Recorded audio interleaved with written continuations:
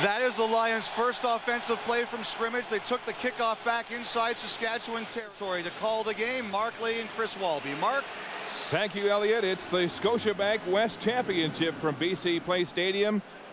The Saskatchewan Roughriders and BC Lions in this game in this building for the second time in 3 years, and a crowd of nearly 50,000 here at BC Place to witness this West Championship here this afternoon. Dave Dickinson has never won a playoff game in a BC Lions uniform, and he gets the start here today. Throwing in the flats to Joe Smith, and Smith is hit, breaks a tackle, and moves forward across the 30-yard line. Mentioned Dave Dickinson. Chris hasn't started and finished a game in 3.5 months because of injuries as we check their starting offense. But Dave Dickinson is healthy and one of the best at reading the defense at pre-snap. Seen him make some great execution already. Simon, the guy that's a going-to guy, and of course Jason Claremont. I look for him to have a big game at the other slot back position, and a good offensive line anchored by the 2 American tackles, Murphy and Jimenez.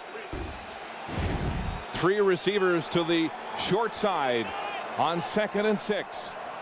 Dickinson with time throwing downfield, and it's complete to Geroy Simon, the CFL's leading receiver, and he puts an exclamation mark on that first down catch. Well, if you're going to get pressure on Dave Dickinson, you have got to get him, because then it becomes a gamble. Did he get the ball off before he can get the pressure on him? Nice job of getting the ball to Geroy Simon, who finds a little hole, sets right in front of safety Tristan Clovis. Geroy Simon, the prohibitive favorite to win the CFL's Most Outstanding Player Award this year. And the BC Lions are threatening on their first offensive series. First down at the 18-yard line of the Saskatchewan Roughriders. In the shotgun, play action again. Dickinson throwing to Simon. He's got the catch in front of Eddie Davis. Watch that matchup this afternoon.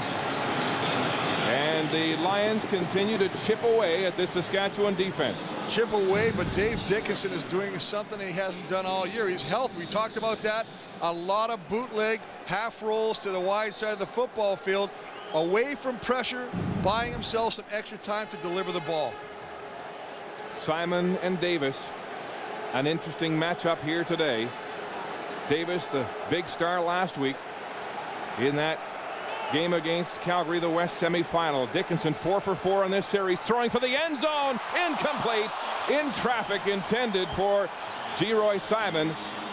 And the rookie, Tristan Clovis, breaks it up for the Riders. They had success with this exact play earlier in this drive. Just going to drag Geroy across the middle underneath the safety. It's delivered there, but a nice job of reacting to the receiver by Clovis just as the ball is delivered.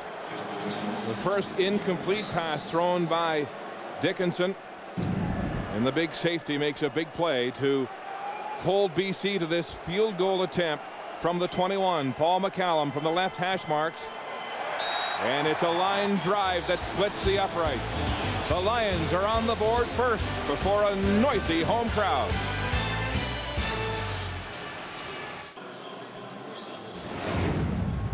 Welcome back to the Scotiabank West Championship, the CFL on CBC from BC Place Stadium here in Vancouver. A 3-0 Lions lead on the 21-yard Paul McCallum field goal, and a big crowd indeed, estimated at 50,000. Chris, they sold something like 7,000 to 8,000 tickets right after Saskatchewan won the West semifinal last weekend in Calgary. And you know that Saskatchewan and its legion of fans are hoping to atone for that gut-wrenching overtime loss in this building 2 years ago to BC in the West Championship. Dominic Dorsey now from his 16-yard line to return this kickoff.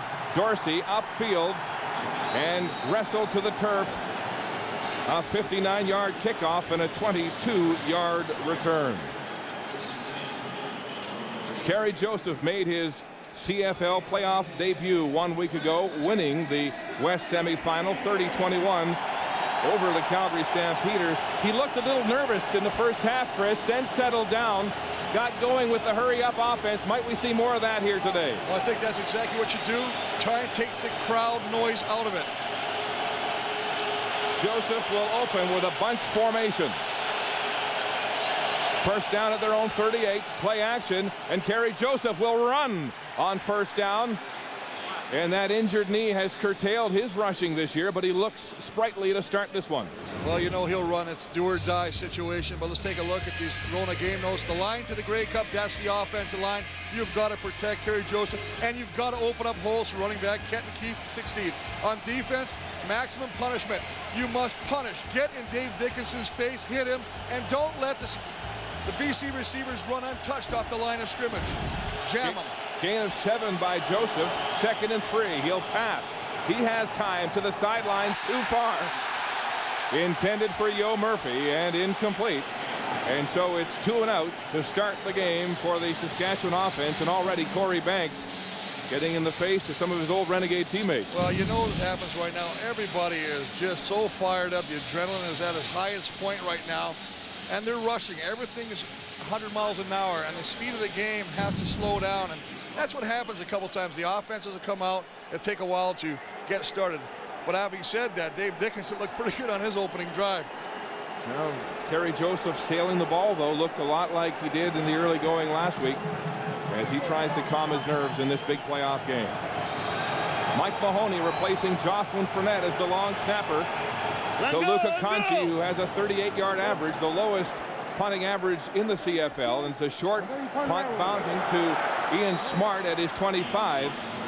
And there's a flag on the play after the 5-yard return by Smart, and the call will be no yards. Let's update your Rona game notes as far as the BC Lions are concerned. Well, Dr. Dave on offense is ready to operate. He's healthy. He's great at reading the defense, and he wants to do some beautiful work on the Saskatchewan defense. For defense, Baron Wasteland's very hard to complete and get big plays on the BC secondary. Led the league in interceptions with 36. Baron Miles himself, a league-leading 10 interceptions. Dave telling us yesterday, Chris, that it's the healthiest he's felt since game 1 of this season. This season has been slowed by a high ankle sprain he suffered in week 8 against Edmonton, and that concussion in week 12 Saskatchewan. against Montreal. 5-yard penalty. Penalties decline. His record is 8-4 in the 12 games he started this year. Of interest, though, he's thrown 7 interceptions all of 2006. As you saw from that display there, 4 of them against Saskatchewan. Well, you know that this Saskatchewan defense is going to try to have good coverage and make Dickinson hold the ball long enough so players like Reggie Hunt can get a piece of him. 5 receiver set. Saskatchewan showing blitz, and they bring it. The ball is away and complete to Ryan Thelwell, and he's wrestled out of bounds by Omar Morgan. Dickinson now good on 5 of 6 attempts to start this game. How about the Saskatchewan starting defense? Well, it all starts up front with the front 4. I call them the Fantastic 4. Fred Perry, first-time All-Canadian All-Star at that defensive end spot. A linebacking crew, boy, they love the addition of Maurice Lloyd. What a game he played last week against Calgary. And a secondary anchored by the big veteran Eddie Davis at halfback with his 3rd consecutive All-Canadian All-Star selection. 2nd and 6 BC in a bunch formation. Dickinson rolling to the wide side, throwing. It's complete to Kendrick Jones, and he scampers up the sidelines for a big first down, beating the rookie James Johnson on the wide side corner. James Johnson took a gamble. He tried to play the ball. As he went to play the ball, Mark, he realized that he had not been in the proper position. The ball goes over his head. Nice job of concentrating on the football by Kendrick Jones. It comes up with a big catch, and once again, almost in center field for this BC offense. Jones, the rookie out of Illinois, working his way into the lineup after that terrible injury to Tony Simmons in week 2 of this season where he blew out his knee. A 21-yard gain by Jones. Handoff up the gut to Joe Smith, taking the reverse to Geroy Simon, and big first down production again, and a gain of 7, maybe 8 yards by Joe Smith. Well, this BC offense looks very, very sharp early on in the first quarter. They are doing a great job of mixing up the plays. This is just called a slide offensive run play where the line will slide to the left. Joe Smith will line up deep enough, and he gets to pick his hole. Joe Smith's numbers after taking over from Antonio Warren in week 6 of this season when the veteran Warren was cut by Wally Buono. Dickinson in the pocket, throwing, hook curl, it's complete to Paris Jackson. and he'll have another BC first down. We talked about Dave Dickinson, and I've said it in the opening of the game. The fact is, I don't think there's a better quarterback in the CFL that does a better job of reading the defense on pre-snap. And so he makes the decision quickly. He reads exactly what Saskatchewan's trying to do, and he gets rid of the ball that quick, and he's making the Saskatchewan defense pay for it right now. Dickinson has used 6 different receivers so far early in this football game, spreading the football around. On first down, short drop, pumps, wants to go deep. Simon's open! Oh, it's just past his outreached arm. And once again, they go after James Johnson. Well, they bring the blitz and they get to Dave, but Dickinson still has time to deliver this ball, and he's got a wide open Geroy Simon one-on-one coverage, a little bit of a pump fake working against James Johnson. He gets him. He fools Johnson. Johnson bites on the fake. Just overthrown by a touch.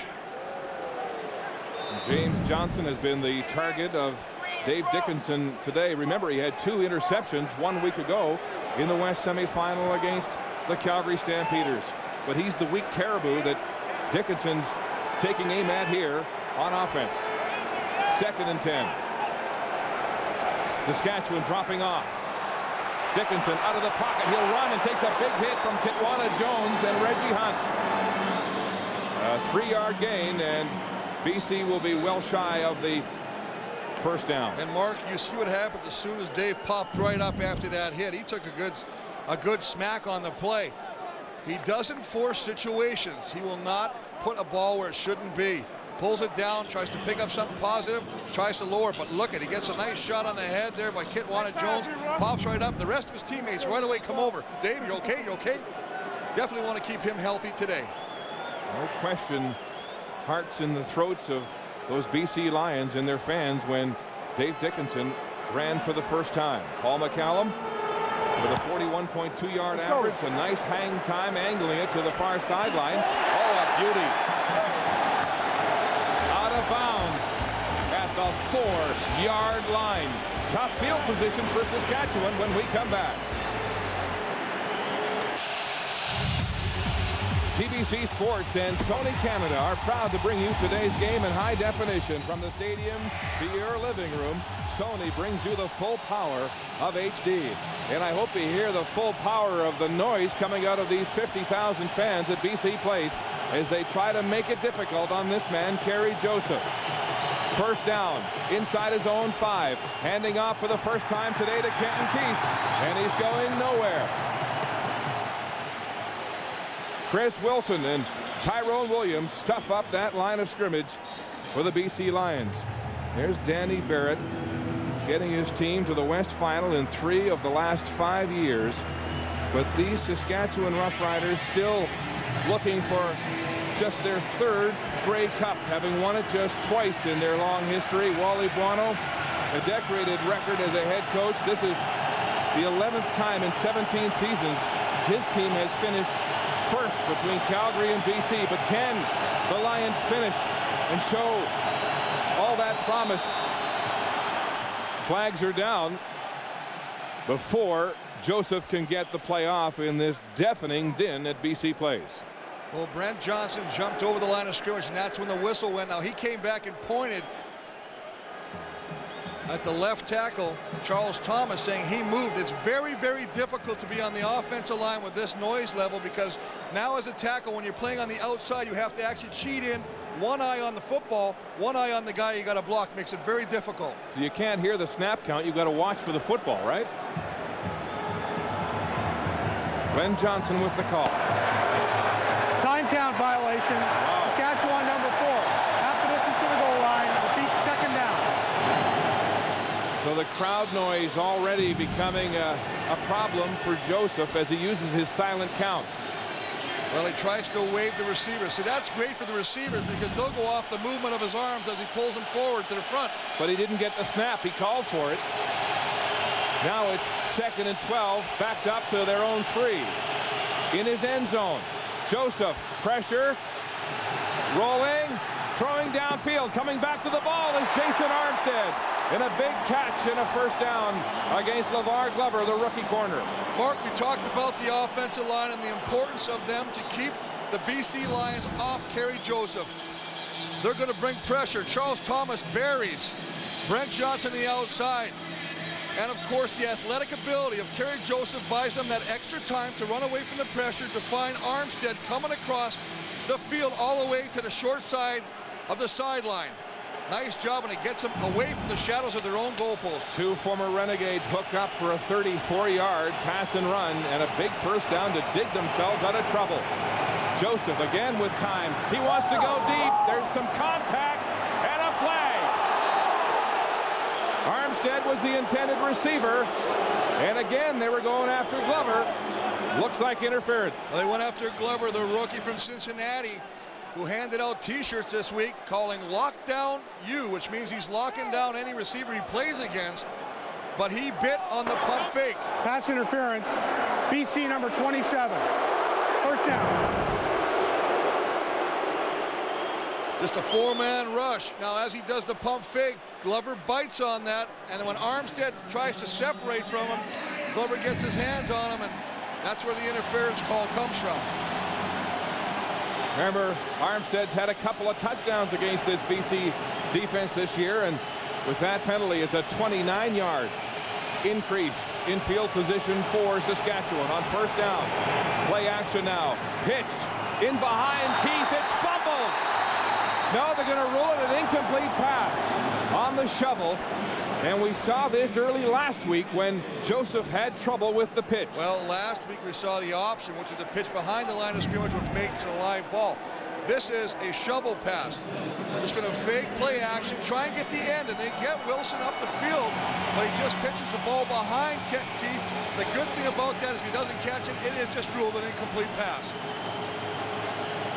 Kenton Keith bobbled two pitch outs in the first half last week and dropped a sure touchdown at the goal line before hitting high gear in the second half. Dominguez is alone on the short side. Joseph, three-step drop, under pressure now. He throws it away.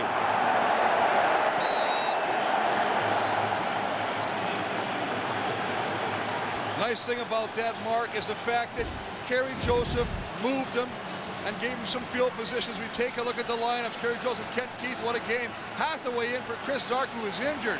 Dominguez, Andy Fantu is in the middle, and Jason Armstead with a big catch already in this first quarter. And an offensive line that's second to none. Jeremy O'Day, the center, with his first CFL All-Star selection. Luka Kanji will punt, standing just across his 50-yard line. Well out of his field goal range, as Ian Smart is the lone man back to return for BC. Smart, of course, replacing Aaron Lockett in the kick return position, and has played 6 games with BC. Lockett, of course, another one of those veterans that was cut this season by Wally Buono, who said at the beginning of the year, "I will not have patience this year if you don't perform." Warren was cut, Lockett was cut, Sam Young was cut. He is a no-nonsense type of coach. What he does, he's not dishonest. He'll tell the players exactly what your role will be on this football club. If you can accept your role, you'll be here. If you perform. If you don't accept your role or you don't perform, you're gone. And he's done that a number of times. And you know what? That's the rule. If you're staying status quo, you're not getting better. Let's look at the pressure that BC got on that last attempt by Joseph.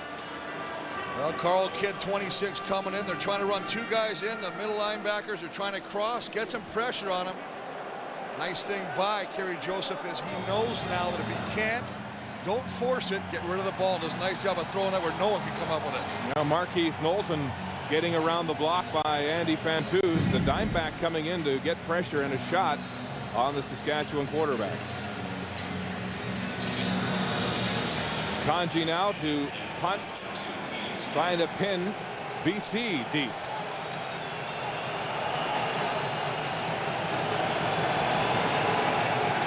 He has a slow delivery and has a penchant for being blocked, and the Lions don't get close this time. A bounce off the shin of Smart and out of bounds before the Riders could get close to that loose ball. Terry Joseph getting some tips from Tommy Condell in the booth here at BC Place.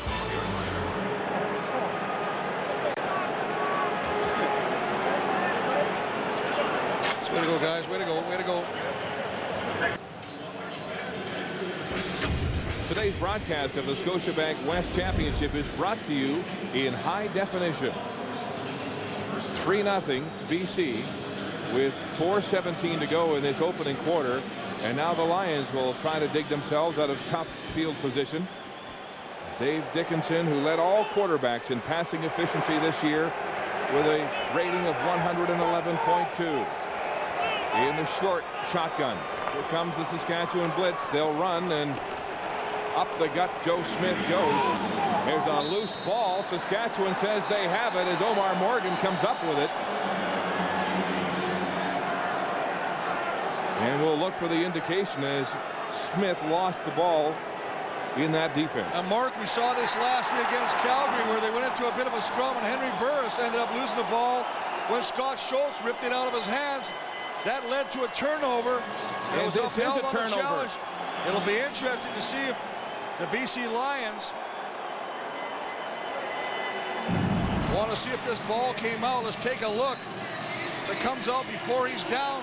There he is. Still got, no, that's a good job of punching it out. That's Scott Schultz, the guy we just mentioned, made the big play in Calgary. Looks like he punched it out before Smith came down. Once again, the Moose Jaw native making his presence felt. Well, these Riders feasted on 7 Calgary turnovers 1 week ago, and now they have a chance to capitalize. First down at the BC 18 after the Smith fumble. Joseph, free-step drop in the shotgun with authority, and it's incomplete. Intended for Matt Dominguez, who was complaining he was held on the play. Dante Marsh was the cornerback in coverage, Chris. Well, trying to work, and he didn't like the treatment that he received. Good job of just hitting, but as you say, just a little bit of a grab. Stayed on there maybe a little longer than normal, but initially good contact. You're allowed to protect your space. That's good there. Maybe a little question on as Dominguez try to get some separation from him. Well, turnovers hurt BC head-to-head with Saskatchewan this year. They turned the ball over 10 times in 3 losses to Saskatchewan. Joseph gets the ball off just as the clock ticks to 0. He thought the whistle went and stopped in the shotgun, and the whistle did go as flags flew, and it looked like the play clock had gone to 0, and once again Joseph with difficulty in this noisy stadium getting the ball off. Well, and here's the thing. Here's the situation that happens, Mark. Time count violation. Saskatchewan number 4. 5-yard penalty. Repeat, second down. One of the things that happens when you have a noise factor is it really affects your ability to audible. So he comes to the line, he sees a defense, he wants to change the play. It's so hard for him to get that. He's yelling right there. He's trying to change it. He just runs out of time. They practiced all week indoors in Regina simulating this crowd noise, but now it's the real deal, and it's proving to be a distraction. 2nd and 15. He can't get the ball off again. Flags fly. Mark, this is Jeremy O'Day, and you're absolutely right. He is asking for the ball, and you see he's talking to him. But it is hard to see now. As a center, you're not only responsible for snapping that football, but you also got to watch who you got to block. Time count violation. Saskatchewan number 4. 5-yard penalty. Repeat, second down. Maybe he's got to get up underneath O'Day. Well, that's the solution, and that's exactly what you have to do. If they continue to have a problem with the shotgun snap or the deep snap, he's going to have to go underneath the center. Sometimes quarterbacks lift the foot so the center can see it. 2nd and 20. Joseph backpedaling, pressure. He escapes momentarily, and then he's sacked. Carl Kidd.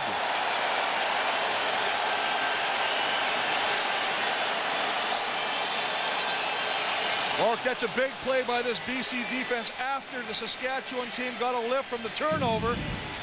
They take 2 time count violations because they can't get the ball back on time.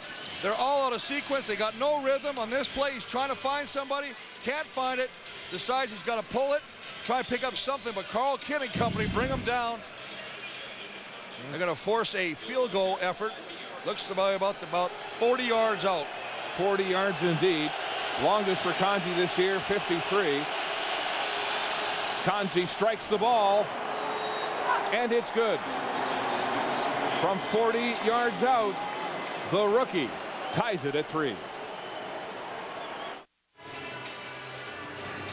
It's a tie ball game early. 1 field goal each for Saskatchewan and BC. And Kerry Joseph now talking with his center Jeremy O'Day, and Danny Barrett having words with the referee. The crowd noise. I know Barrett said yesterday that they artificially enhanced the crowd noise here. There's a PA announcer on the sidelines who's shouting, trying to whip up the crowd, and Barrett says that's against the rules. Well, they also have what's called a fan meter. They put it on the jumbotron, and they try and get the bars of the noise level to go all the way across into the bright red, which means you're at the maximum peak of noise. Now, when offenses go into the hurry-up, you can't stir the crowd. That is a penalty. Maybe we'll see Saskatchewan try that. That's exactly why you want to go hurry up. For that reason, for the other reason is that it really hurts the defense as far as sending their calls in as well. You're right. Communication is impaired on both sides of the line of scrimmage. Ian Smart set to return the kickoff from Kanji. And it's a pooch kick short. And fumble. And the Lions hold on. Matt Kirk looked like he got his hands on it. And Alexis Bowenge in on that bobbled kick return. A reminder, Monday, the new season of Doctor Who continues. David Tennant stars as the Doctor, traveling through space and time and coming face to face with a variety of menacing foes. Don't miss Doctor Who, Monday at 8 on CBC. That was scary. That was scary. That was a great job by special teams of Saskatchewan to kick a high pooch. Remember the opening kickoff, Smart took it back 32 yards and gave BC's offense great field position. You kick it high, you kick a pooch, you might get a turnover. Yeah, Smart had that 32-yarder. That's what put the fear into that Saskatchewan special teams. And Joe Smith hits that hole with gusto. Hard to bring down. And Maurice Lloyd, the rookie middle linebacker, stuck his nose in there. And the gain will be 7 on first down. Well, that's going to be a matchup that's going to be great to watch all afternoon. Maurice Lloyd, who really made his presence felt last week against Calgary, some great sticks. But going against another horse, Joe Smith, 230 yards. And he just lowers his shoulders and very hard to bring down. Joe Smith replacing Antonio Warren in week 6 after Warren missed that block that allowed Jackie Mitchell to ravage Dave Dickinson. Dickinson passing, crossing right across the middle. And Jason Claremont goes down low in front of Reggie Hunt. And it's enough for a first down. And the thing you talk about the smarts of Dave Dickinson, but also the confidence to know he can deliver the ball in a tight spot. There's good coverage here. See the pressure from Driniak coming over there, but I mean there's Reggie Hunt. Reggie Hunt's right there. But Claremont sits down, knows where the hole is, and the ball is delivered exactly when it has to be. First down, BC at their own 47. 5-receiver set. Smith into block. Pressure now. Dickinson tries to escape. And Scott Schultz shoestrings him as he crosses the line of scrimmage for a gain of 2. Well, Saskatchewan is playing a lot of man-to-man defense right now. They're lining up 5 receivers, the Lions are.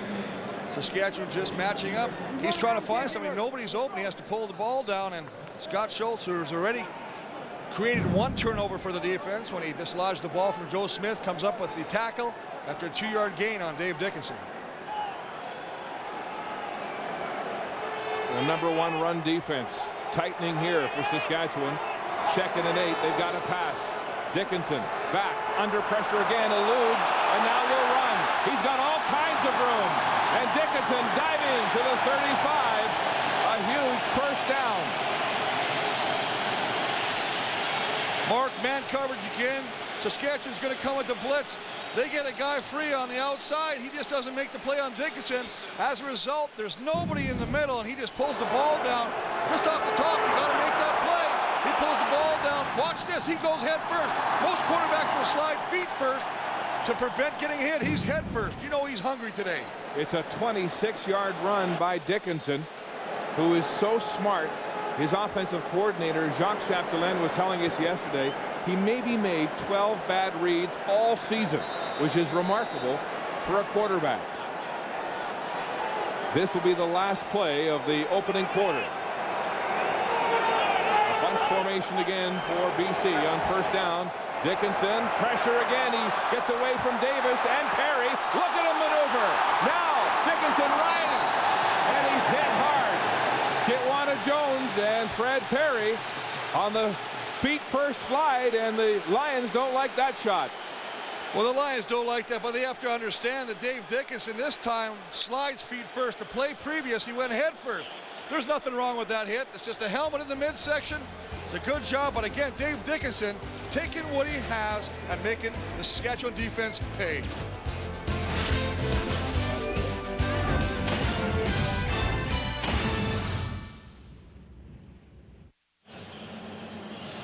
Second quarter straight ahead here at BC Place Stadium in Vancouver. Let's quickly look at the first quarter statistics. Well, I mean, obviously, you take a look at the yards right there.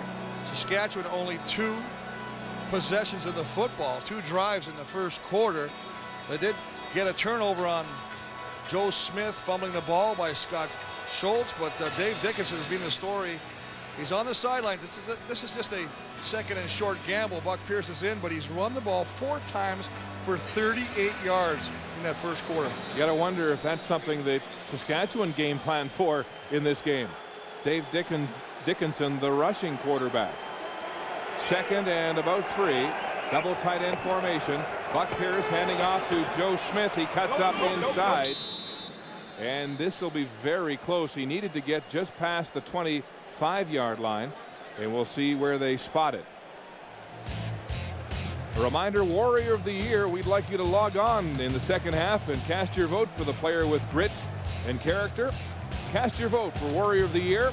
GMC is giving away 2 trucks, 1 for you and 1 for the Warrior of the Year.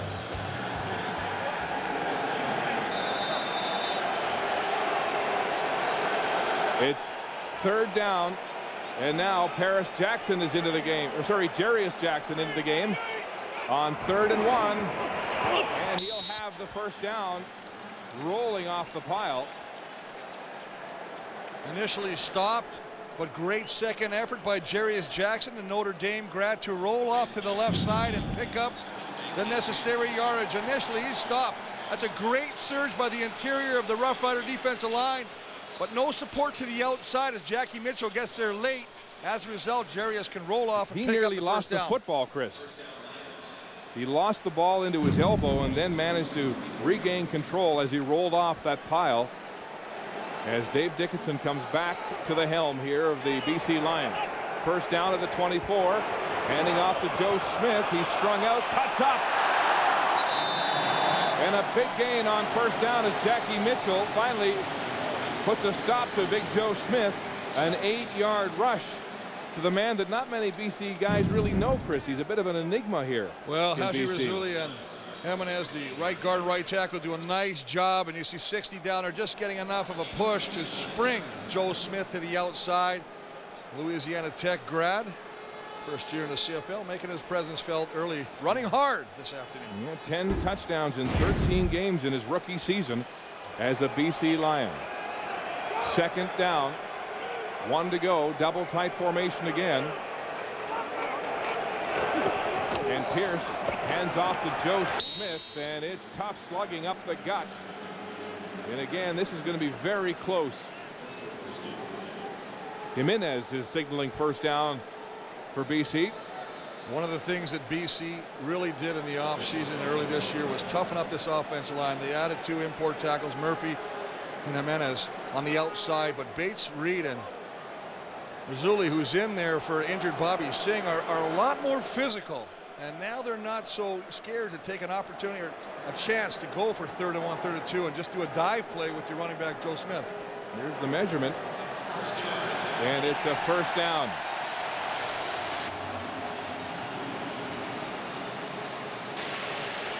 And now a challenge for the Saskatchewan defensive coordinator. There he is, Richie Hall, one of the masterminds of defense in this league. And this is the 10th play of this drive. for BC. Can Hall and the Riders stiffen here in the red zone? Dickinson in the shotgun. Time. Now he's flushed. Throws it away. A smart decision for this conservative quarterback who, unlike Henry Burris of a week ago, does not take chances with the football. But pressure forced Dave Dickinson not to see Jason Claremont, who's going to come in and fake like he's going to block on the inside. Watch him go to the inside. Freeze it, guys. Look how wide open he is right here. That is Jason Claremont. There's no one around him, but the pressure forces Dave Dickinson to throw that ball away. But also some of those defenders where their hands up were close. It would have been a tough ball to thread in that rush. 2nd and 10 on the 14. Dickinson throwing in the end zone deep for Jackson. He's got it. Touchdown, BC.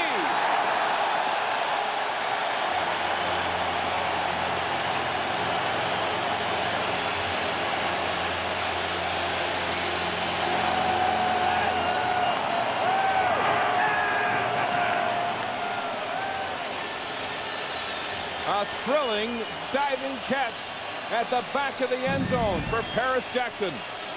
Well, Paris Jackson leaves his feet, goes horizontal to make a great grab at the back of the end zone. Watch him leave his feet, try and find that. What great concentration. And you see the foot comes down inbounds at the back of the end zone, so it's a great catch. Paris Jackson with his 3rd touchdown of the season against a very tough Saskatchewan defense. And I know they like to look at Geroy Simon when they're down in the red zone, the scoring zone, but one of the things, one of the weapons, one of the things that's about all the weapons about the BC Lions is if it's not Simon, it could be Jackson, it could be Claremont. Well, Paris Jackson had a 3rd the yards that Geroy Simon had this year. The Riders have a man down, Tristan Clovis. But Jackson on a 14-yard outstretched catch. Hey, that's the mumble up, Pete. That's Gertie, that's for you. I haven't seen you in a minute. I told you I'd score a touchdown for you. And Clovis is up and moving under his own steam.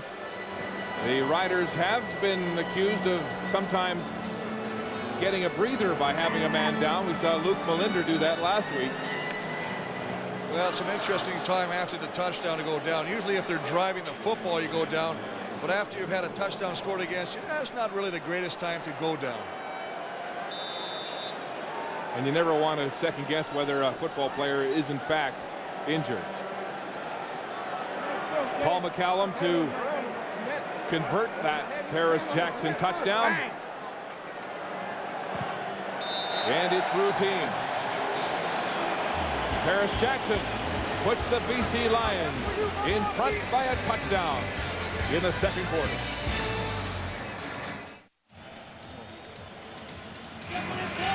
Jacques Chapdelaine, the BC offensive coordinator, scoping this high-powered BC offense after the big touchdown. Well, Kitwana Jones is going to come in. He's just going to play a little game with a blitz to the inside. They get picked up. Nice job by the offensive line. Bates to pick it up and freeze it right here, guys. And what you see here is just Paris Jackson running away from the cover man, and that is James Johnson. What you don't see is underneath. They run a little underneath route up to the sideline with Geroy Simon. They both bid on Simon because we talked about usually he's the go-to guy in the red zone, and they forgot about picking up Paris Jackson.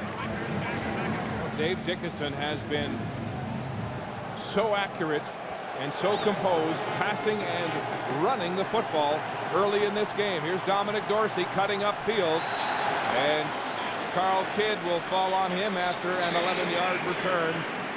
It was Paris Jackson capping that 11-play scoring drive. It began with Dave Dickinson running the football twice. Then the 3rd down gamble.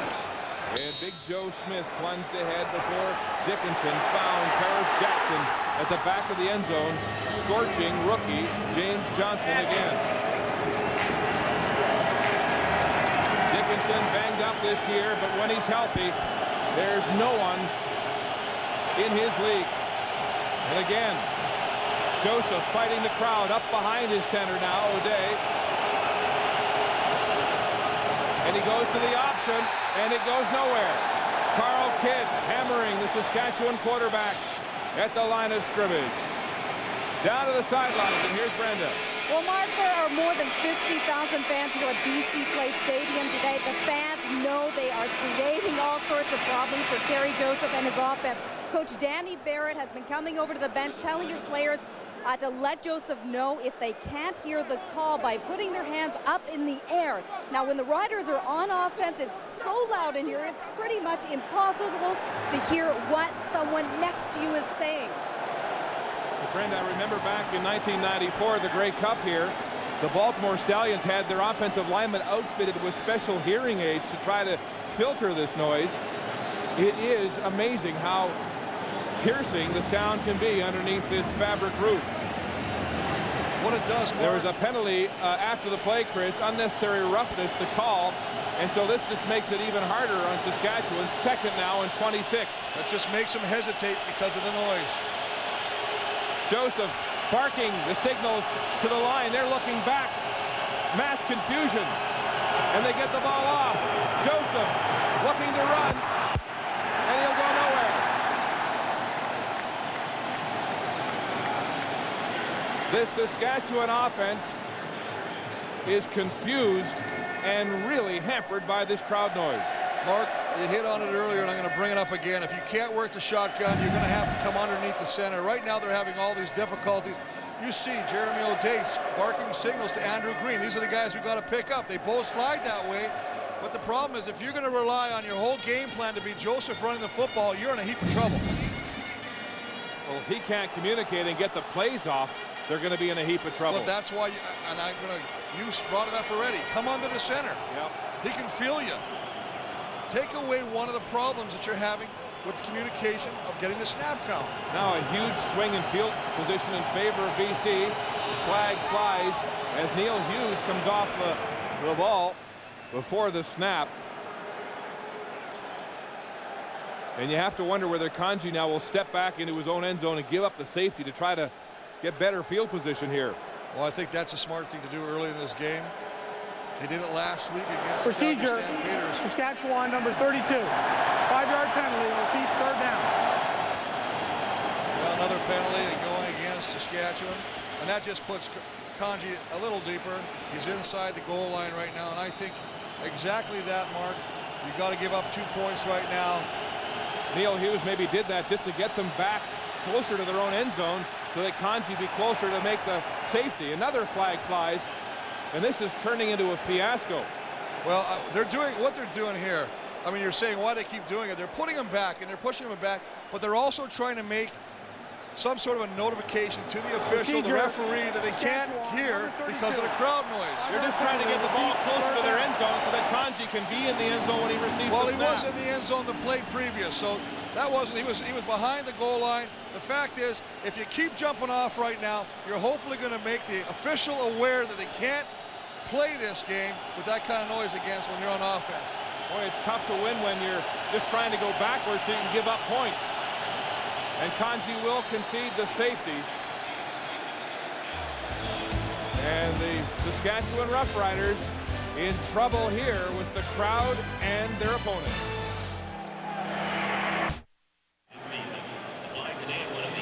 The Saskatchewan fans have made the trek here to BC Place. They're all over this country. Their team down 12-3 here in the second quarter. There's Gaynor the Gopher. He got a sideline pass in Vancouver this weekend after being banned from field level at McMahon Stadium 1 week ago. And a huge story that dominated headlines is a short kick from Saskatchewan, and Lyle Green makes the catch and takes a big hit. Let's go inside that BC bench. Mic'd Up, brought to you by Rogers Wireless, Canada's clearest wireless network. About the BC Lions show, starring T-Roy Simon. Pay attention. Second and 4, second and 5. Yeah. But see, you know what? I was thinking they could try to run a toss. Yeah. This is a confident BC football team. Some say bordering on cocky. Wally Buono saying we expect to win this football game. 13 wins, the most of any team in the CFL, as Dickinson throws to the wide side, and Ryan Thelwell is wide open. And again, it's the rookie, James Johnson, the defensive back that Dave Dickinson is picking on. Well, it doesn't matter what defender or what receiver James Johnson lines up. Dave Dickinson is definitely looking his way. He's coming to that short side of the field right from the get-go. Thelwell catches it, picks up a nice game. What's happening, though, is James Johnson is so worried about getting beat back as he sits in that zone. He's given so much of a cushion. Got to play tough. You got to play aggressive. You can't play conservative back there. Gain of close to 10 yards on the catch and run by Thelwell. There's the measurement. It is indeed enough. The signal from Glenn Johnson. And the Lions move the yardsticks once again. BC 8-1 at home this year at BC Place. Their best home record in nearly 20 years. And coming into this game, Chris, they've been as healthy as they've ever been all year.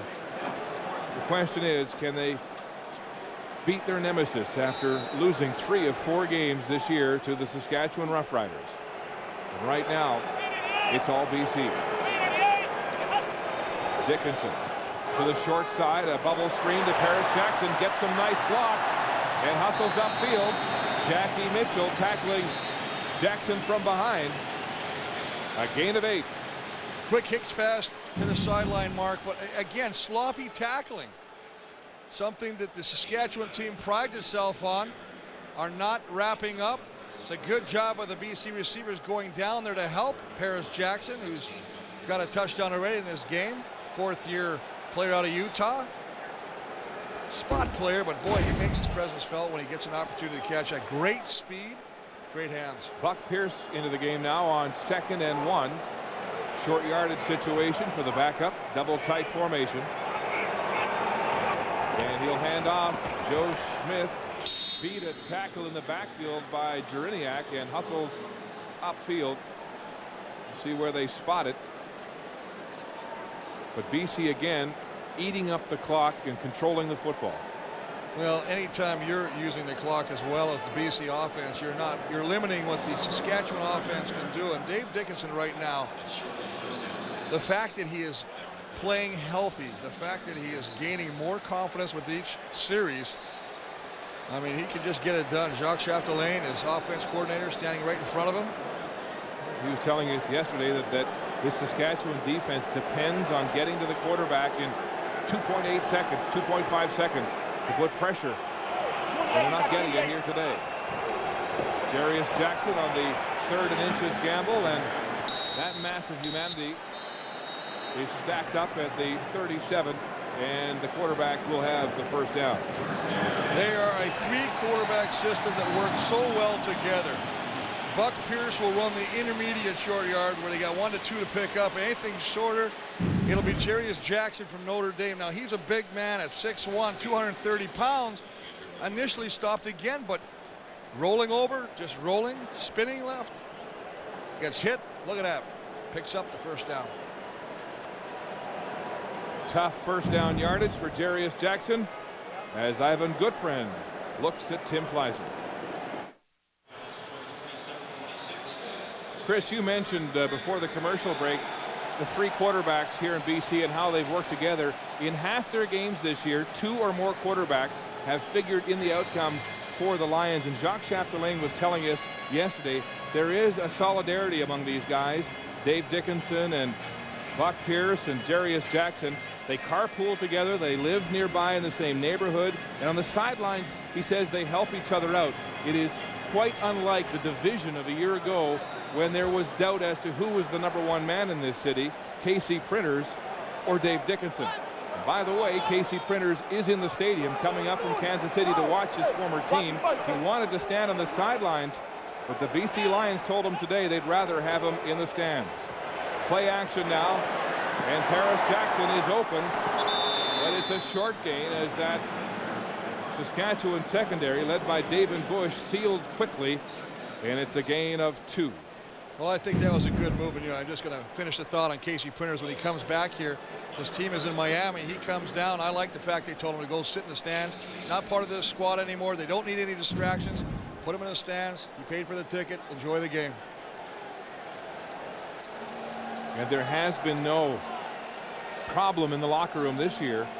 The harmonious 3-man quarterback system that has gotten BC to this Scotiabank West Championship. The blitz is on. Dickinson with time. And a diving catch by Jason Claremont on a crossing route in front of Jackie Mitchell.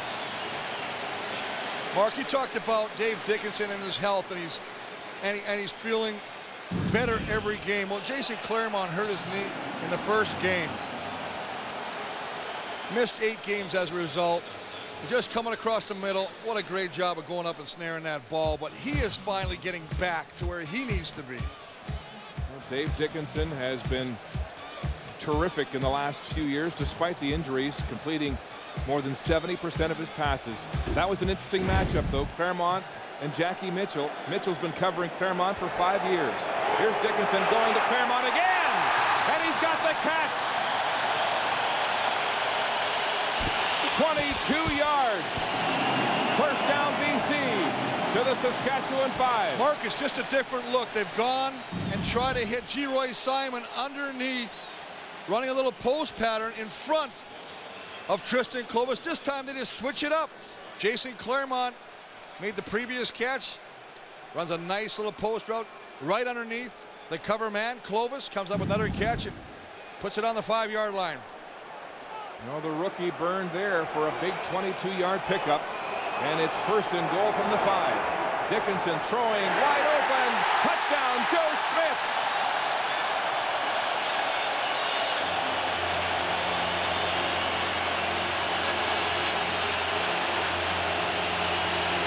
This offense is a symphony today. Well, flags are thrown late after the play, and I believe it'll be one of the offensive tackles. They've got a couple emotional guys in Jimenez and Murphy. But again, it's just a matchup, and we talked about Dave Dickinson recognizing the defense right at that pre-snap. Knows he's going to get a matchup with Joe Smith. One-on-one's going to be covered by Reggie Hunt, the inside linebacker. He just runs away from him. It's an easy toss and catch. Objectionable conduct, taunting, BC number 60. It's a dead ball foul. 10 yards will be applied on the kickoff. I talked about Jimenez. Very emotional guy.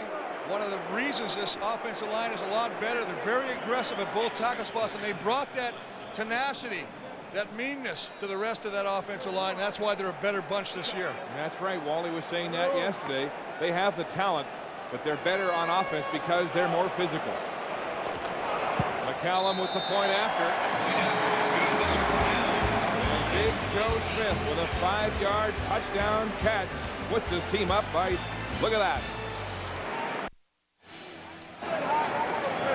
Well, the #1 passing offense in the CFL is hitting on all cylinders this afternoon. Well, you're seeing this. Now watch this. Here's Joe Smith. Here's the guy they're asking to cover him. That's Reggie Hunt. He's on the inside.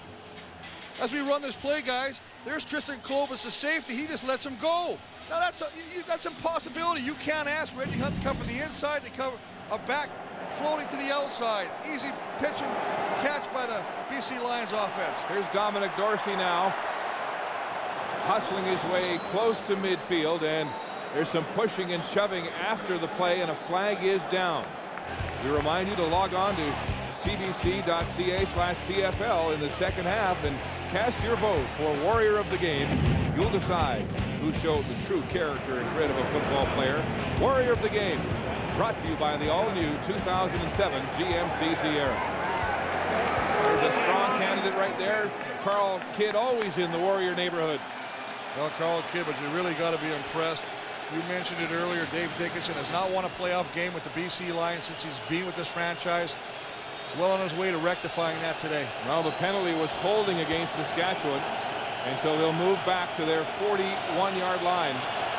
Make it to 42 on first down, and again, the crowd makes a deafening noise.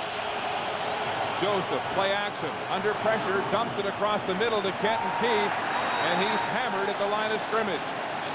Kidd, Glatt, and Wilson all in the neighborhood. Well, the noise has been an issue all afternoon for the Saskatchewan offense. You see before the game, there's Kerry Joseph working with on the shotgun snap with Jeremy O'Day, but looking at the game, trying to get that ball, waiting, expecting. This happened a number of times. Now he's going to go over and talk to him again and say, listen, when I signal with you, either by lifting the foot or give me the shake with the hands, you got to give me the football. A one-sided passing game here today. Joseph has to throw here. He's under pressure now. Gets himself some time, heads upfield, breaks a tackle, fighting for that first down yardage. A 210-pound quarterback paying a price, looking for that first down stick. Well, once again, it's a scenario where Kerry Joseph can't find anybody downfield. He's got to scramble for his life. Gets to the outside. He's got to put his shoulders down. Does a nice job of fighting to try and pick up the first down. It's going to come back just a little bit short. Take a look at Jason Armstead. He just runs away from the coverage, but when you get pressure like that, he just can't deliver the ball. Well, Joseph was running for his life. He couldn't see Armstead.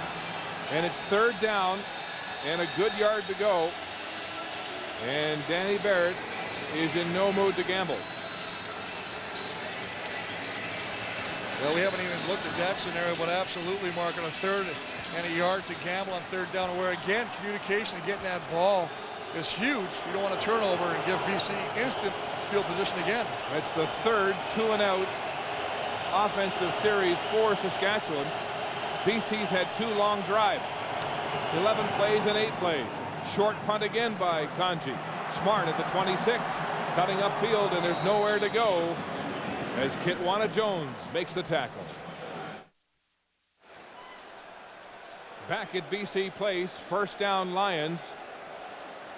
And the handoff is to Joe Smith, sticking his nose up the gut. Jacques Chapdelaine saying if they can get 4-5 yards on first down carries from Joe Smith, that really sets up the offense. They utilize the running back position different than most clubs, where most clubs want your running back basically to be a good running back and pile up the yards carrying the football. BC expects you not only to do that, but catch the ball, but more importantly, be a blocking back. Joe Smith had 1,307 combined yards, second only to G. Roy Simon in his abbreviated rookie season. Dickinson dropping way back under pressure, and the screen pass is incomplete, intended for Joe Smith. And Kitwana Jones and Maurice Lloyd in the neighborhood. Well, trying to set up that screen, and that's a good job by the Saskatchewan defense to stop him on this drive.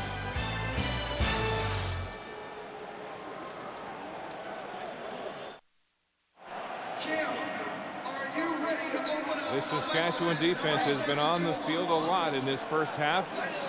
Riders trailing by 16 points with 2:47 to go on the clock. And Canadian Tire at the half. Elliott in the panel, Ferzi, Millie, and Kahari standing by to talk about this one-sided first half in favor of the Lions. And then we go back in the day. And speaking of kickers, we revisit the outstanding career of one of the favorite BC Lions, Louis Pasaglia. Mark, that was their first 2-and-out for the BC offense. McCallum gets away a rocket, and it's fumbled. Dorsey puts it on the ground. There's a pileup. The Lions say they have it. It's BC football. Tyson Craig's the long snapper on that 60-yard punt, and the turnover by Dorsey. Well, Tyson Craig, 51. The long snapper is going to put his helmet to the football. He's the spearhead. Almost recovered. It looks like Carl Kidd. Not sure about that, but just took his eyes off the ball. It is Carl Kidd. And as you say, Tyson Craig, a big turnover. And once again, the BC offense with great field position. You don't say too many long snappers downfield as fast as Tyson Craig's. A big fumble recovery. The first Saskatchewan turnover. Dickinson trying to convert. He finds Claremont in the flats, and Claremont is battling very close to the first down marker as the Lions try to take advantage of this Saskatchewan turnover. This Tuesday night at 9 on CBC, Ian Tracy stars in Intelligence. It's a crime drama set in a world of espionage where the rules are there are no rules. Intelligence Tuesday at 9 on CBC. Gain of 9 yards by Jason Claremont, 2nd and 1. And this defense is being pushed back again. The rookie Maurice Jones, who had a thrilling playoff debut last week in the West semifinal. And Jarius Jackson on the short yardage play will bulldoze ahead for the BC first down. We mentioned that Casey Printers is in the house. This was the scene before the game. The former controversial BC quarterback talking with Jarius Jackson. Nate Davis was there. And then Wally Buono asked that Casey Printers not be on the sidelines and find a place in the stadium, thinking he could well be a distraction. Dave Dickinson is no question the #1 quarterback this year in BC after the quarterback controversy over the last couple of years when Printers was a member of the BC Lions. Nate Davis is slow to get up. Remember, most of the time those quarterback controversies involving Dave Dickinson involved Dave Dickinson being hurt, losing his spot. Casey Printers came on, had that masterful year. Then he got the start in the Grey Cup game and he couldn't get that victory for the BC Lions. And this year he's had injury problems again, but coming on, as we said earlier today, feeling healthy for the first time and having a great first half so far. It was just 1 year ago in this very stadium, the 2005 Scotiabank West Championship. Dave Dickinson and Casey Printers playing in that football game, and Printers and Dickinson going down to defeat and unable to make it to the Grey Cup game played 1 week later here in Vancouver. And you know, that bitter taste still in the mouths of these BC players who hope to get back to the Grey Cup this year. And you see Nate Davis leaving the field. They can ill afford to lose the big warrior and at that tackle position, a real leader. Luke Melinder in there. It is a first down for the BC Lions at the 13 of Saskatchewan. Dave Dickinson threatening to put a stranglehold on this football game. Throwing to the end zone deep again, and it's way too far. Intended for Geroy Simon and incomplete. Geroy Simon led this football team this year, Chris, as it went through 3 different quarterbacks because of the injuries to Dave Dickinson, and they lost Tony Simmons in week 2. But look at the lion's share of touchdowns that he contributed in this tremendous season. Well, he definitely had, and as you say, the odds-on favorite to take the most outstanding player. Scored touchdowns in 11 of the 18 games this season. 2nd and 10. BC. They have 3 receivers now to the weak side. Dickinson looking to the wide. Under pressure. He'll run again. No, he'll throw at the line of scrimmage. And it's short and incomplete. Dickinson challenging the line of scrimmage and missing. Well, he missed because Scott Schultz did a nice job of not giving up on the play. Number 96 is just going to fall off. And as he runs and comes back inside, watch him just get the back of the heel, and that forces that ball to be thrown down in the dirt. Second effort, great second effort shown by Scott Schultz. Paul McCallum set to attempt this field goal from the 20-yard line.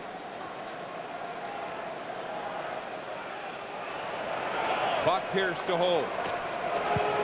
It's up and good, and McCallum would like to get rid of those ghosts from 2 years ago when he shanked that 18-yarder in overtime, as then a member of the Riders went down to defeat to BC as his team up 22-3. This is the final playoff game on the road to the Grey Cup, and our coverage continues. Grey Cup Saturday. It all begins at 2 Eastern with Peter Jordan's Grey Cup Odyssey. Then we've got the Grey Cup Encore, last year's thrilling overtime victory by Edmonton over Montreal, our preview show, and then the Grey Cup Parade live through the streets of Winnipeg. Then Grey Cup Sunday. It all begins at 3 Eastern with our pregame show, Wallabies Warriors 9, leading to the big game itself, kickoff at 6 Eastern. Kenton Keith is chopped down by Dante Marsh, the short side corner, and yardage has been hard to gain for this Saskatchewan offense. Well, the BC defense has an answer for everything that the Saskatchewan offense is trying to do. They're trying to get Kenton Keith involved in this game. They do a little swing pass, get him out there, but as you say, Dante Marsh reads that all the way, and he's up there to bring him down quickly. Minute 21 until halftime. Kerry Joseph desperate to get something going. Remember, in the last minute last week, he threw that 22-yard touchdown pass to Matt Dominguez and began that 25 unanswered point comeback against Calgary. Well, they were down at that time 21-5. They're down right now 22-3 to BC. So can he perform the same kind of a magic? Saskatchewan now with 3 receivers 10 yards behind their quarterback. And they'll take a flying start. 2nd and 11. Pressure. Joseph can't find anybody. He'll run again. And Joseph heading for that first down marker at the 45. He'll be forced out of bounds 2 or 3 yards shy by Corey Banks. It was going to come up short. They tried a little adaptation on their offense, as you say, by starting the receivers a little deeper so they could time it when they're releasing on the snap count. But once again, nothing for Kerry Joseph to throw to. And as a result, he's got to pull that ball down. And as he's done almost this entire first half, he's had to pull it and run it himself. You got to wonder, remember last week before Kerry Joseph engineered that touchdown to Matt Dominguez, Danny Barrett was telling us yesterday he was considering a quarterback change, going to Marcus Crandall, who has playoff experience, was the Grey Cup MVP in 2001 in that Calgary victory. And there's a shank punt by Kanji. The rookie punter flubs the kick off the side of his foot. Good field position for BC. A handoff to Too Good on that similar play, and he finds the hole over left tackle, goes to 5, 10, and 15. Again. Back to King Space, heading back to the 40 for a pass over to the side, and it's good to Harry Hunt. He's on the 20, the 25, the 30, the 35, the 40, and McCormick is going down for a touchdown. He's over.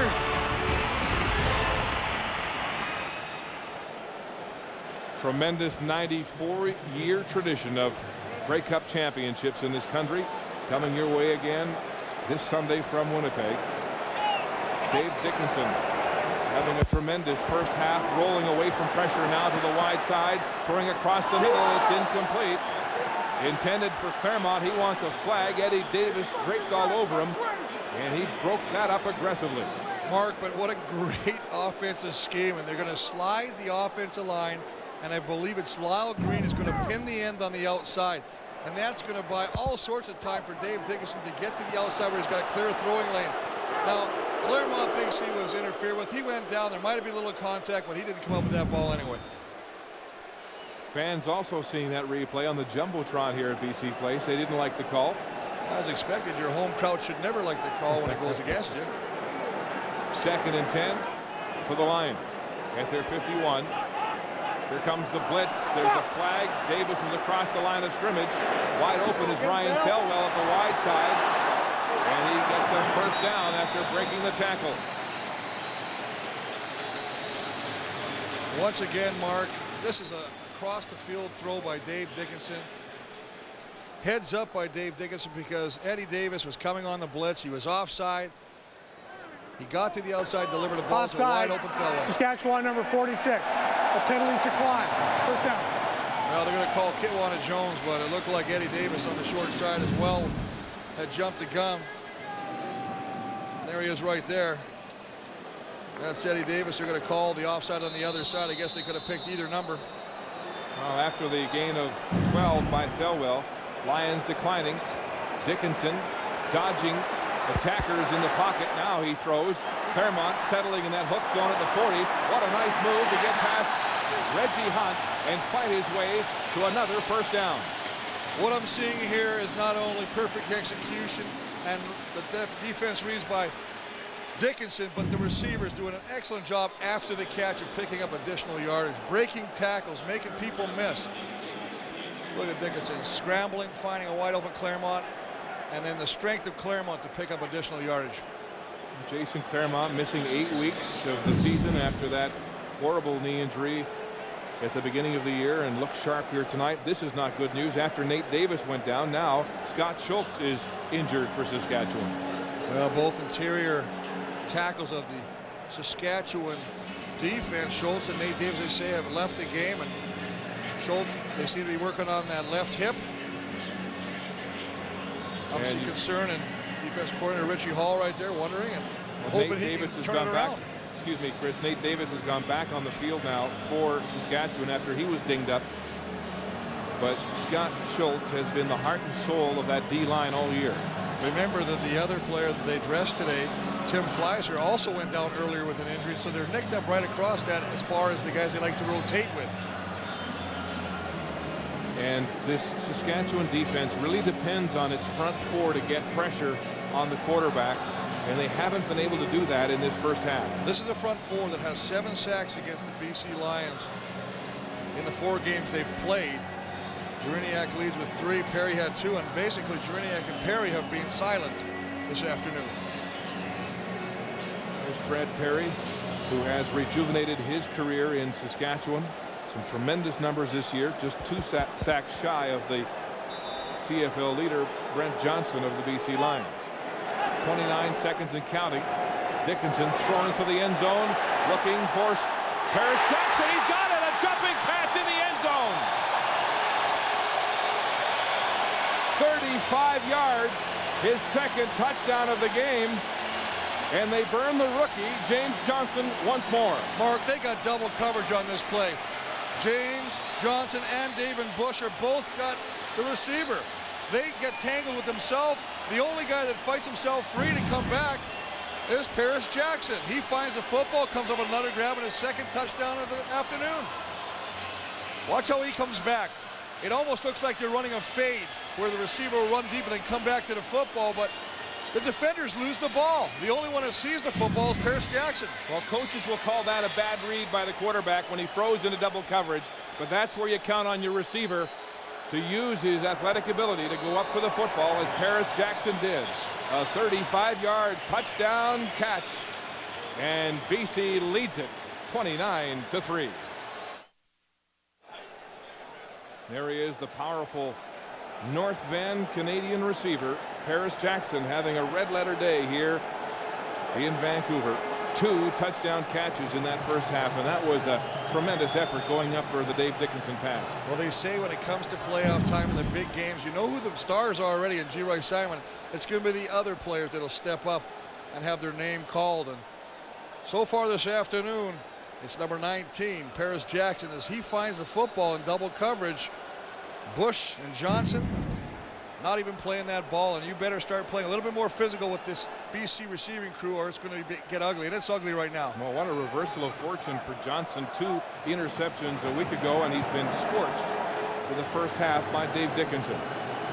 Dorsey put the ball down earlier in this quarter. He's got a nice looking return here up the sideline, and then gang tackled from behind as he gets close to the Saskatchewan 50-yard line with just 12 seconds on the clock. But let's get back to the quarterbacking situation in Saskatchewan. Might they be thinking about a change just to shake things up, going to Crandall from Joseph? Well, I think you have to. I think you have to. It really, nothing's happening. Kerry Joseph is not throwing the football. Right now is being forced to pull it down and run with it every time, and you just can't do it. They've had 3 2-and-outs the last 3 drives. You've got to get something offensively going. Look at those numbers. 3 of 7 for 34 yards. You're just not going to get it done with those kind of numbers. They've had no offense here in the first half. Joseph in just his second playoff game in the CFL. Second time in 6 years he's been in a playoff situation after the NFL. A long, deep pass looking for Dominguez. He's got it.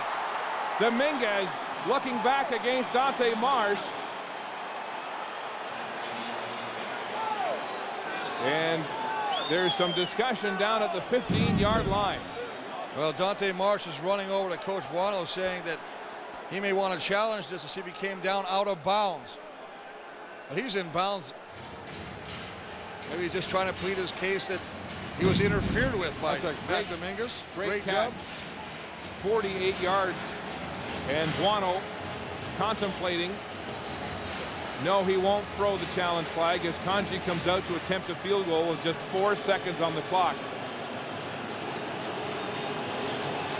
Very similar to last touchdown for 7, now 3. Remember the Dominguez touchdown catch in the dying seconds last week. Big one here. And now the challenge flag has been thrown and play whistle dead before Kanji can get the field goal off. Buono waiting until the last second.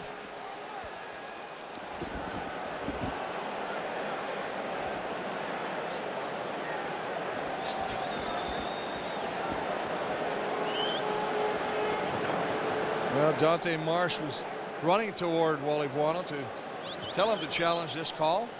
It was a catch. He was in bounds. I think it's more a question of possession. Marsh was questioning whether Dominguez had possession. Well, it'll be definitely, did he juggle it or did he have possession as he went down to the ground? Been a hot topic in the CFL this That's year. exactly what Wally's saying. He's saying he juggled the ball. He didn't have firm control of that ball. BC is challenging whether it's a legal catch. I'll review the play. This is a good call by Wally anyway. The fact that the first challenge doesn't cost you a timeout, regardless of the outcome. You've got this huge lead right now. And that may be a good call because of the fact that it looks like by the time he did secure that catch mark, he was out of bounds. I'll tell you what, Dante Marsh, lucky he didn't get called for interference here, sticking his arm up in the receiver's face. He comes back. He doesn't have control of the football right there. The other angle is great. And as he finally secures it, he's out of bounds. So I think that's exactly what Dante was trying to explain to head coach Buono, to throw that flag, challenge this play. You could see the ball was loose as he hit the turf there.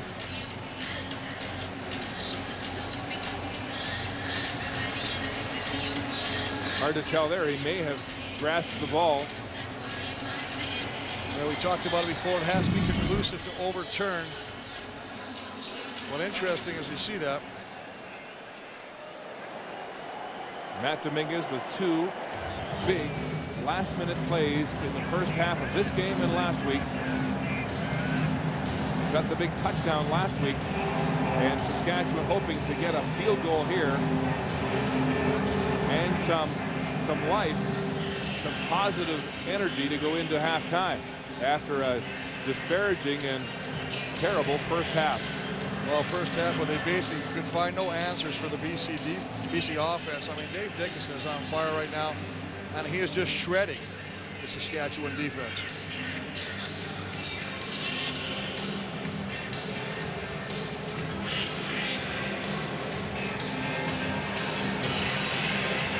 This game looking a lot like the season opener here in BC when Dave Dickinson threw 5 touchdown passes in the first 32 minutes of the game.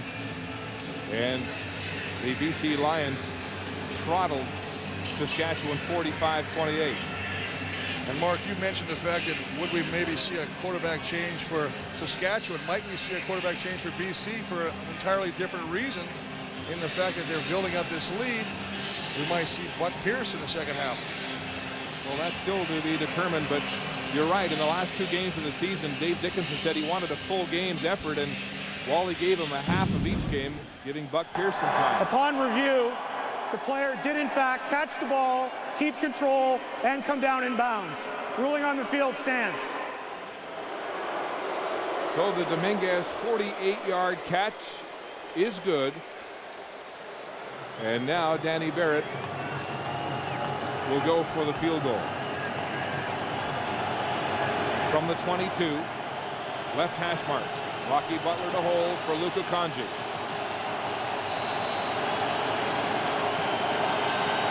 Kick is up, and it's no good. What else can go wrong for Saskatchewan? Javi Glatt has the ball in the end zone. And this will be the final play. Now there's flags down on the final play of this first half. Let's take a look at the exchange, Chris, and what went wrong for Kanji.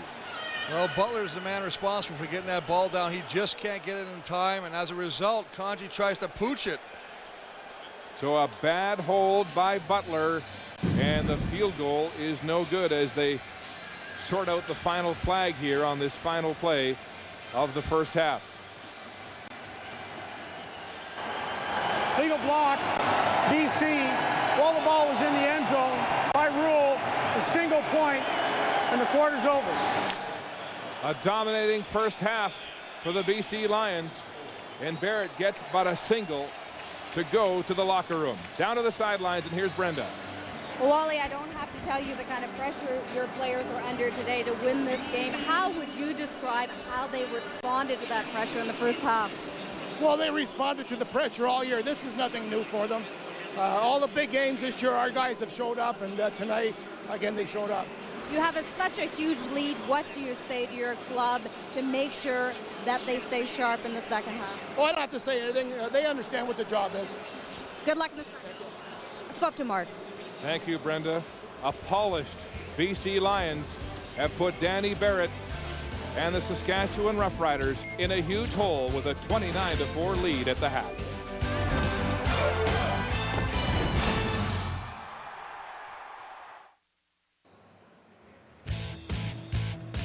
Canadian Tire at the half. Autumn starts at Canadian Tire. Now, here's Elliot Friedman. A fumbled punt by Dorsey, a shank punt from Conji, and a bad hold by Rocky Butler cost the Saskatchewan Roughriders 12 points late in the first half. And guys, somewhere the Calgary Stampeders are saying, man, we lost to this team? Now, Kahari as the quarterback, the big story there, Joseph struggling with the noise.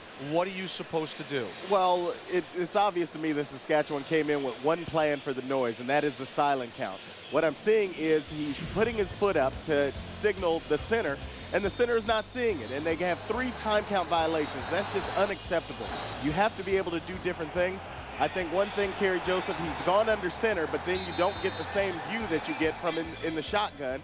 And it's affecting them. And Carr, you know, there's going to be some question as to whether we see Marcus Crandall in the second half. And I don't think it's time for Marcus Crandall yet, because Kerry Joseph has completed this exact same type of pass they just did to Mac Dominguez last week in Calgary, and that sparked into a comeback that ended up defeating Calgary. So I say you give him the first series coming back out in the second half. Hey, Pinball waited 1 series too long today. Carl Kidd in the BC defense, Sean. Carl Kidd has been all over the field. He was there on the fumble. He's also sacked the quarterback one time.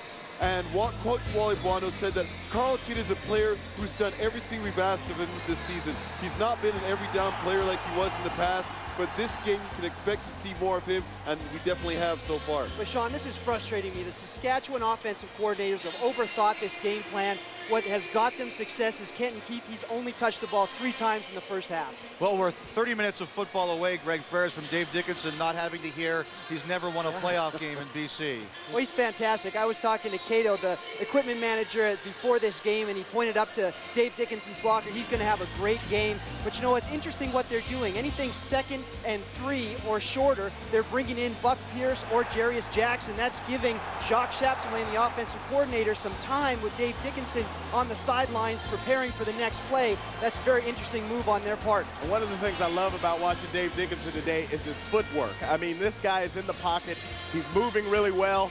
Even when people are coming free for Saskatchewan Roughriders, he's able to get out of the way and make something happen. All right, guys, we showed the pictures a few minutes ago of Casey Printers being here. Now, we haven't seen Roy Shivers, but we have seen Casey Printers. What do you guys think about that? Well, what I do know is that he doesn't play for the BC Lions. He plays for the Kansas City Chiefs, as far as I know, and they play Miami actually today. So if he's going to be supporting a team, he should be supporting the Kansas City Chiefs as the team that he plays for. It seems to me it's, you know, a little bit more of exactly why they had problems with Casey Printers last year, because he's here, you know, in my mind, trying to get some attention. He's here before the game, you know, in a position where he's getting the cameras on him, and that's creating a distraction for a team that he's supposed to be supporting. And he is trying to get attention. I mean, that's what he's doing. He doesn't know if he's going to be in Kansas City next year, and he wants to keep his name out there, keep his face out there. So just like a lot of quarterbacks in this league have gone down and then came back up. After today, you've got to wonder, is he going to be in Toronto next year? We're going to take the break. When we come back, we'll have Back of the Day. We'll lead you into the second half. The guy who's been the story in the first half as much as Dave Dickinson, Paris Jackson, got away with a push-off on the second TD, but a great move anyway.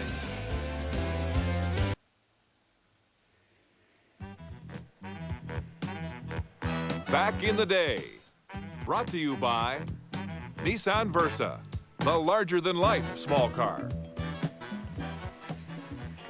If there's a kicking record in the books that doesn't have Louis Passaglia's name beside it, we can only assume that it's a mistake. 25 seasons, 408 games, 3,991 points scored.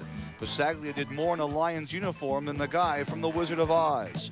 He was the first man to score 200 points in a season, but the biggest kick in his career came when the Vancouver native did it on home soil to win the '94 Grey Cup.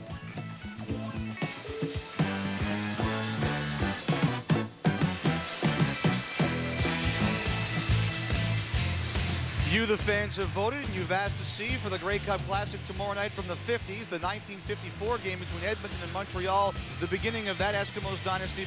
featuring the late, great Jackie Parker. Well, you have to wonder which former teammate Paul McCullum was taunting slightly here. His team's up big.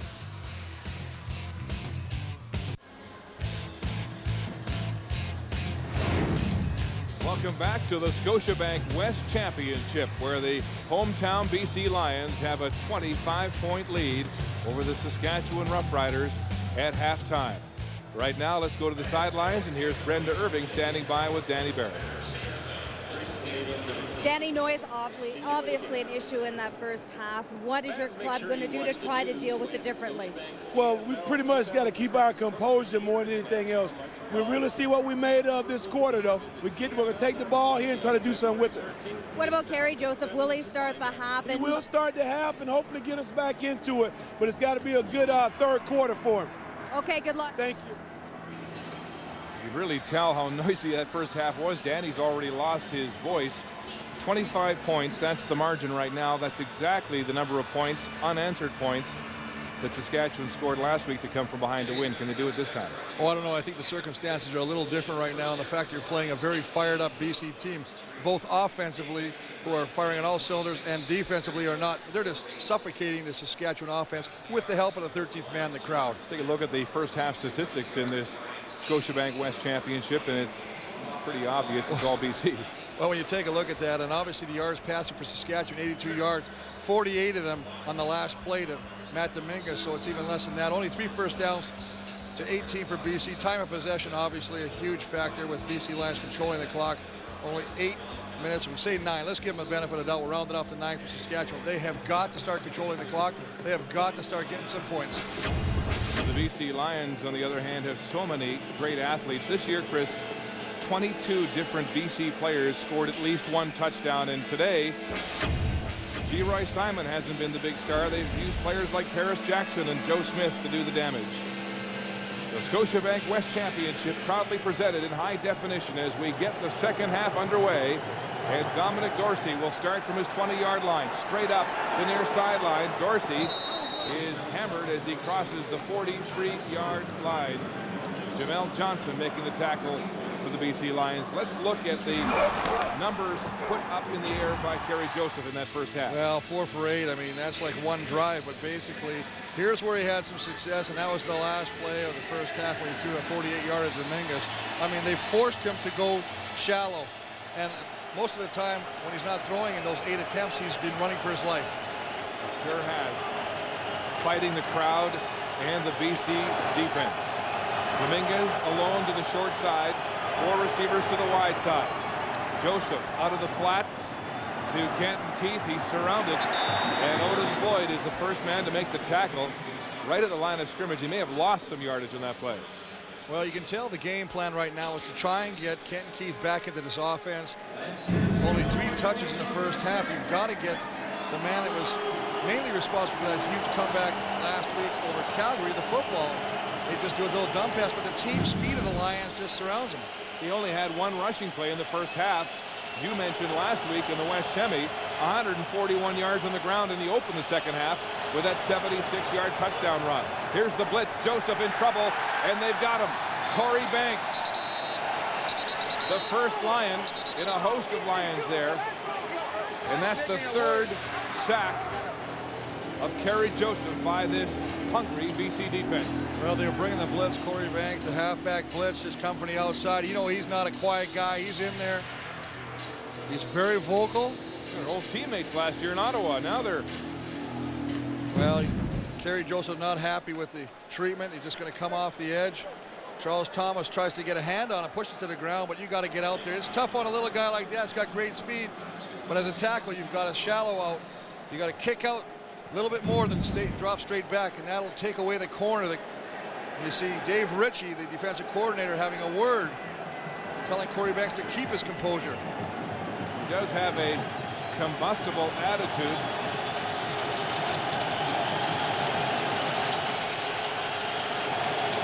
Kanji to punt.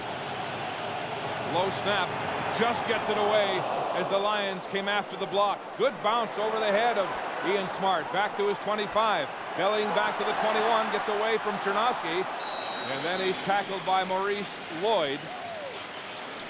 A favorable bounce, and again, more bad blood after the play as these teams push and shove for the second play in a row. Well, you know, the Saskatchewan Roughriders doing everything they possibly can to get themselves back in the game, and that may mean firing themselves up. Now, they don't want to take penalties, but they want to make sure that everybody says, you know what, we're down by 25, but we've got to still play this game. We've done it last week.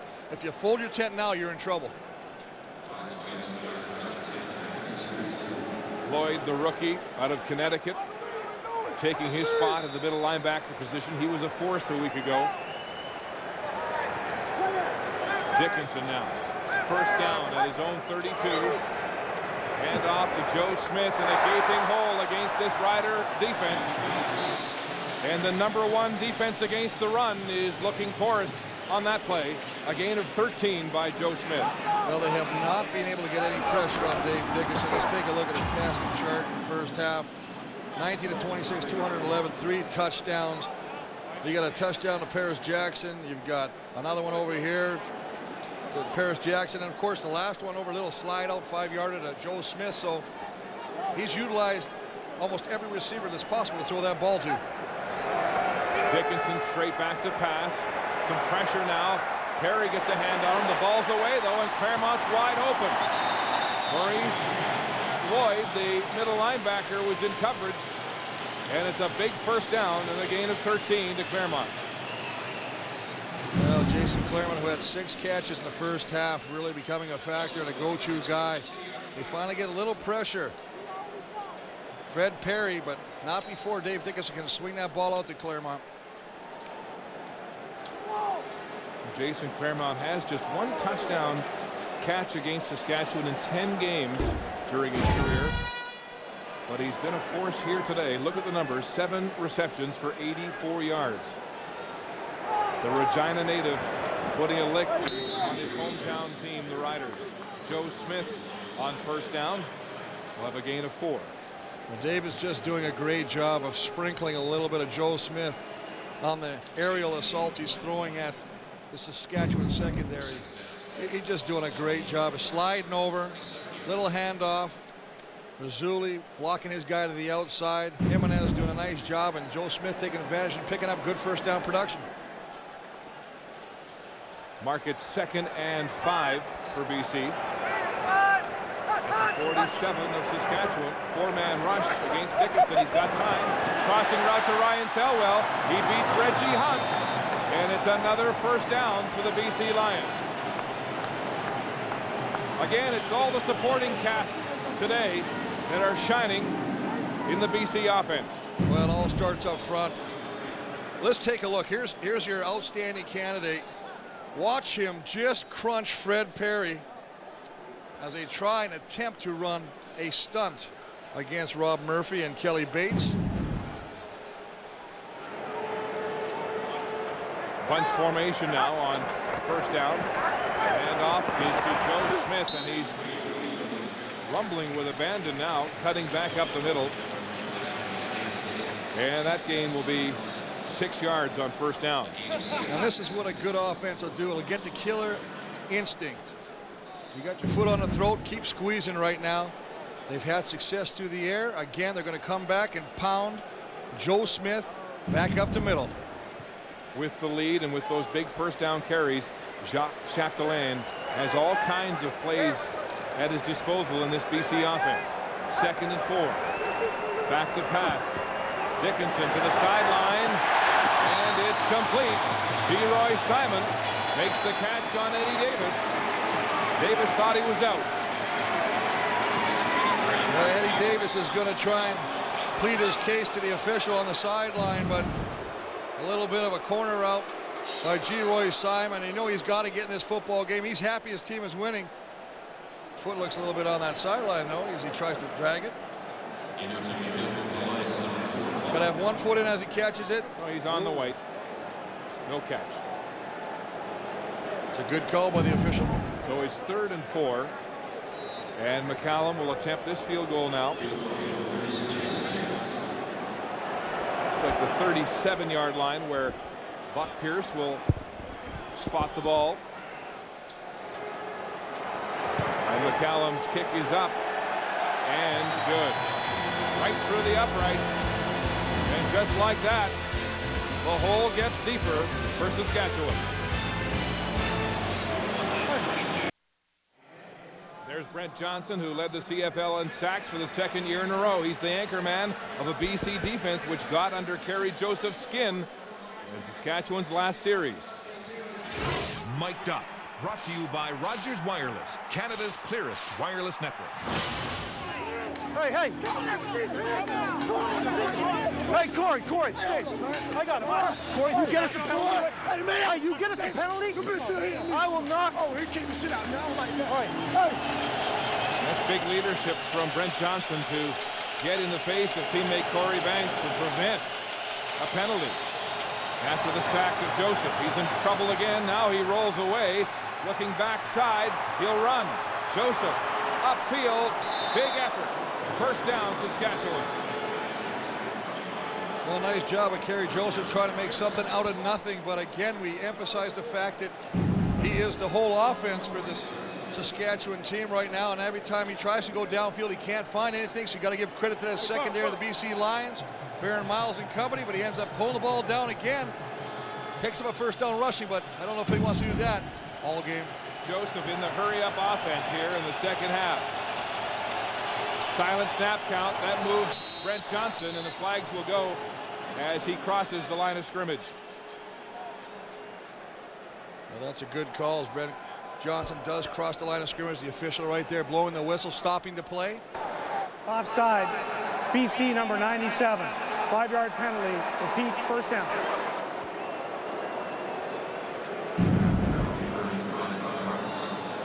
Brent Johnson just trying to get a good start on Charles Thomas. Charles Thomas did a nice job the play previous blocking Brent Johnson. First down repeated, 5 yards to go now. And the handoff goes to Kenton Keith, and a big effort by Keith to bulldoze his way to the midfield stripe, and then he's thrown down hard to the turf. Mark, I'm going to show you something uncharacteristic as Kenton Keith is fighting for yardage. I'm watching the rest of the Saskatchewan line just standing around. This is a line that prides itself in being a unit that's protecting the quarterback and the running back. And on this play, as Kenton Keith cuts it back up, and as he's swarm tackled by the BC Lions, the rest of the offensive linemen just turn around. You're right. Keith was left to fend for himself. Second and less than a yard. Double tight formation. Joseph with the sneak. Javi Glatt spearheading over top of the quarterback. But this will be a Saskatchewan first down. It looks like he has the yardage. Let's see where they spot it. It's going to be very close, though. Mark, one of the things that's working to Saskatchewan's advantage, they are going with the hurry-up offense, but because the BC Lions have this huge lead, the crowd is not becoming such a factor.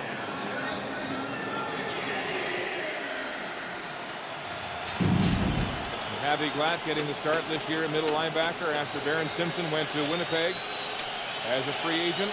Not as fast as Simpson, the coach says, but faster eyes. Good anticipation. Here comes the blitz. Shovel up the middle. And Kenton Keith has the ball. And Otis Floyd has Kenton Keith at the 50. Well, Chris Wilson and Otis Floyd converge on Kenton Keith as they try to run the shovel pass up the middle. They recognize there's a blitz coming from the outside.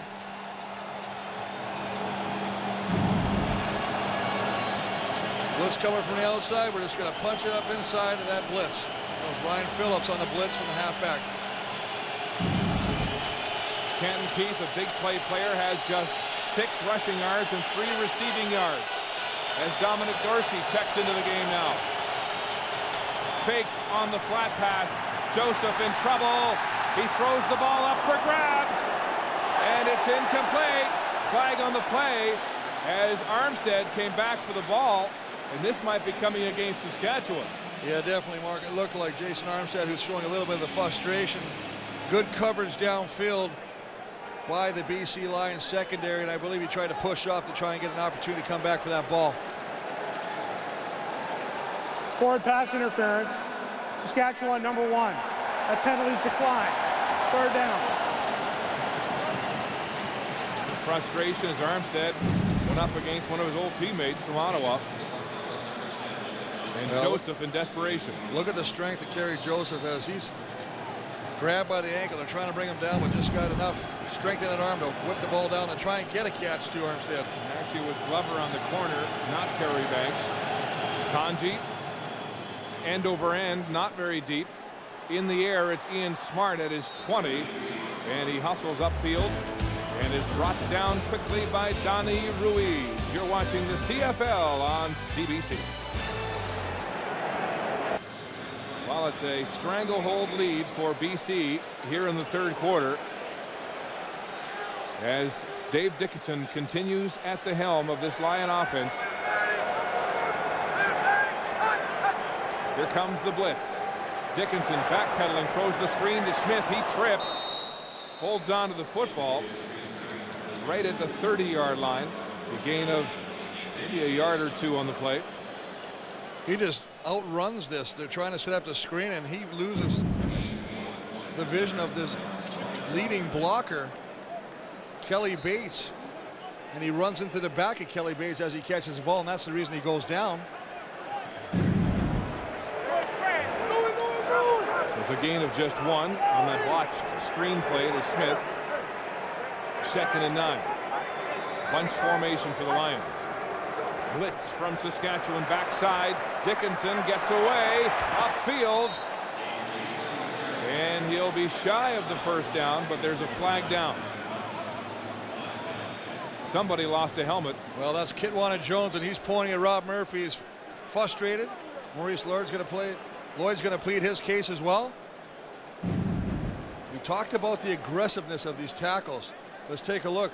There's Murphy right there. He's just going to wash him through, and as he washes him through, he gets his hand up in a face mask, pops his helmet off, stays with the block, and gives him an additional punch to the back of the head. Oh, Rob Murphy, he's no stranger from the tough stuff.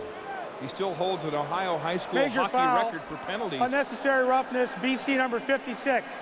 It's a 15-yard penalty applied from the end of the play. It's 3rd down. He used to be a hockey player, and as I mentioned, he holds a penalty record in Ohio in high school hockey. He's tough and was boasting this week that he pitched a shutout against Saskatchewan the last time they played, so he was looking forward to taking him on this week. You don't usually hear an offensive lineman throwing the challenge like that, you know, especially having to play Fred Perry and Juridiak, who are pretty good in their own right. But I think it was more of a case of getting himself ready for the game, and he's answered the bell today. So 3rd and 18 after the call. And McCallum just draining precious time off the clock before he punts it away. A nice deep spiral to the far sideline. Dorsey at the 43, flag down, and he scoots along the far sideline. But it looked like a BC player was inside that 5-yard restraining zone. A 46-yard punt, just a 9-yard return. Yes, Nelly Furtado at the half next week of the Grey Cup of Winnipeg. There's actress Pam Anderson, the Grand Master of the Grey Cup Parade here in Vancouver. 1 year ago, it was a situation like this where her career was discovered. She was discovered at BC Place years ago and went on to Baywatch fame in Hollywood. Another flag on the procedure. Saskatchewan number 60. 5-yard penalty. Repeat, 1st down. Once again, another penalty by that offensive line, and Kenton Keith is getting into it with the BC defenders as well. Jim Mikowski, the most outstanding offensive lineman from 04 and 05. It's frustrating out there at that tackle position to try and hear that snap count. 1st and 15, Saskatchewan. In the silent count. Joseph standing tall in the pocket, delivers to Andy Fantuz, his first catch of this football game. He crashes across the 45-yard line, and we'll have a gain of 10. Well, interesting, because I think that Andy Fantuz, I call him the Claremont clone. He reminds me so much of Jason Claremont. When he gets open and catches that ball. Had those big touchdowns, 2 of them in that big win in Regina, recovering the fumble in the end zone for a touchdown, and then the catch in overtime to beat BC. Blitz again. Joseph nearly intercepted as Dante Marsh stepped in front of Dominguez. Now Dante Marsh read this all the way. They're bringing the blitz. They anticipated that Kerry Joseph was going to try and do a quick throw to the outside to Dominguez. There's the blitz with Phillips and Corey Banks. Throws that ball. As Dominguez is sitting there, Mark, waiting for the football, Marsh is actually moving back toward the ball. Danny Barrett said he was going to give Kerry Joseph the third quarter to try to get something going. 3 minutes and 21 seconds left in the third and 5. And the Saskatchewan Roughriders, desperate here, will have to go for it. Joseph against a four-man rush has time across the middle. It's complete to Yo Murphy. And Murphy crosses the 40-yard line for a first down, Saskatchewan. That is a nice job in the toughest of situations. As you say, gambling on third down, the noise is a factor. They run every other receiver deep, and Yo Murphy just kind of comes down and finds the hole. Ball is delivered to him, and he picks up the first down. Nice job. Like Fantuz, that's Yo Murphy's first catch, and it comes with 2.5 minutes to go in the third quarter. Bunch formation, Saskatchewan. 1st and 10 on the 38. Joseph has time now. Dumps it to Kenton Keith. He's open. Hits a crease, and he's gone. Kenton Keith. Touchdown, Saskatchewan. 38 yards in a lightning strike. Mark, one of the reasons you try and get Kenton Keith involved in your offense is because he has the capabilities of plays like this. They go with the bunch formation. They just slide Kenton Keith out. Nobody picks him up. Javi Glatt, the middle linebacker, sees him, but too late. And after that ball is in his hands, he's not going to catch him in a foot race. Well, no sooner do we talk about Kenton Keith having disappeared from this football game, he reappears with a spectacular touchdown. A 38-yard pass and run to the end zone. No. And his first big impact on this championship football game. No, he's here. He's just going to slide out. Watch as he comes across. Javi Glatt 6. There's Javi Glatt. He's got to pick him up. That's the middle linebacker's responsibility. He just sits there. By the time he recognizes it, as they say, it's too late. The speedster Kenton Keith giving some life to the Saskatchewan offense. One of the first times we've seen Joseph actually have some time to think and to make his reads. Well, it's just a nice job of dumping the ball off, getting a mismatch. That is definitely a mismatch when they can put Kenton Keith against the middle linebacker, Javi Glatt, and they executed on that play. So Brent Johnson and his defense riddled by the spectacular Kenton Keith. Mark, I just hope that the Saskatchewan kickoff team does not go for that short kickoff pooch kick that gives BC instant field position. We wonder, after they conceded the safety in the first half, then pooch kicked and gave field position right back to BC. We wondered about that call. Here's Ian Smart from his 20 at full speed ahead, and he's chipped up. A 57-yard kickoff and a 20-yard return. Wednesday, don't miss Dragon's Den, CBC's #1 new show. Hopeful entrepreneurs pitch to wealthy investors. Will their ideas come to life, or will their dreams be shattered? Dragon's Den, Wednesday at 8 on CBC. Well, still lots of time left in this football game. 2 minutes on the clock here in the third quarter. But can this Saskatchewan defense solve BC? This is the drive to start it, Mark. Dickinson handing off to Geroy Simon on the reverse. Saskatchewan's got it covered. David Bush forces a fumble, and the Saskatchewan Roughriders recover. Jackie Mitchell on the forced fumble by David Bush. And a big turnover, and you can feel momentum here beginning to swell on that Saskatchewan bench. It's amazing when you score a touchdown offensively after you basically be non-existent for the entire game, and all of a sudden the defense picks it up. Fred Perry trying to grab the ankles, but as you say, David Bush causes a fumble. Jackie Mitchell right there with the recovery, and great field position for the Saskatchewan offense to start with.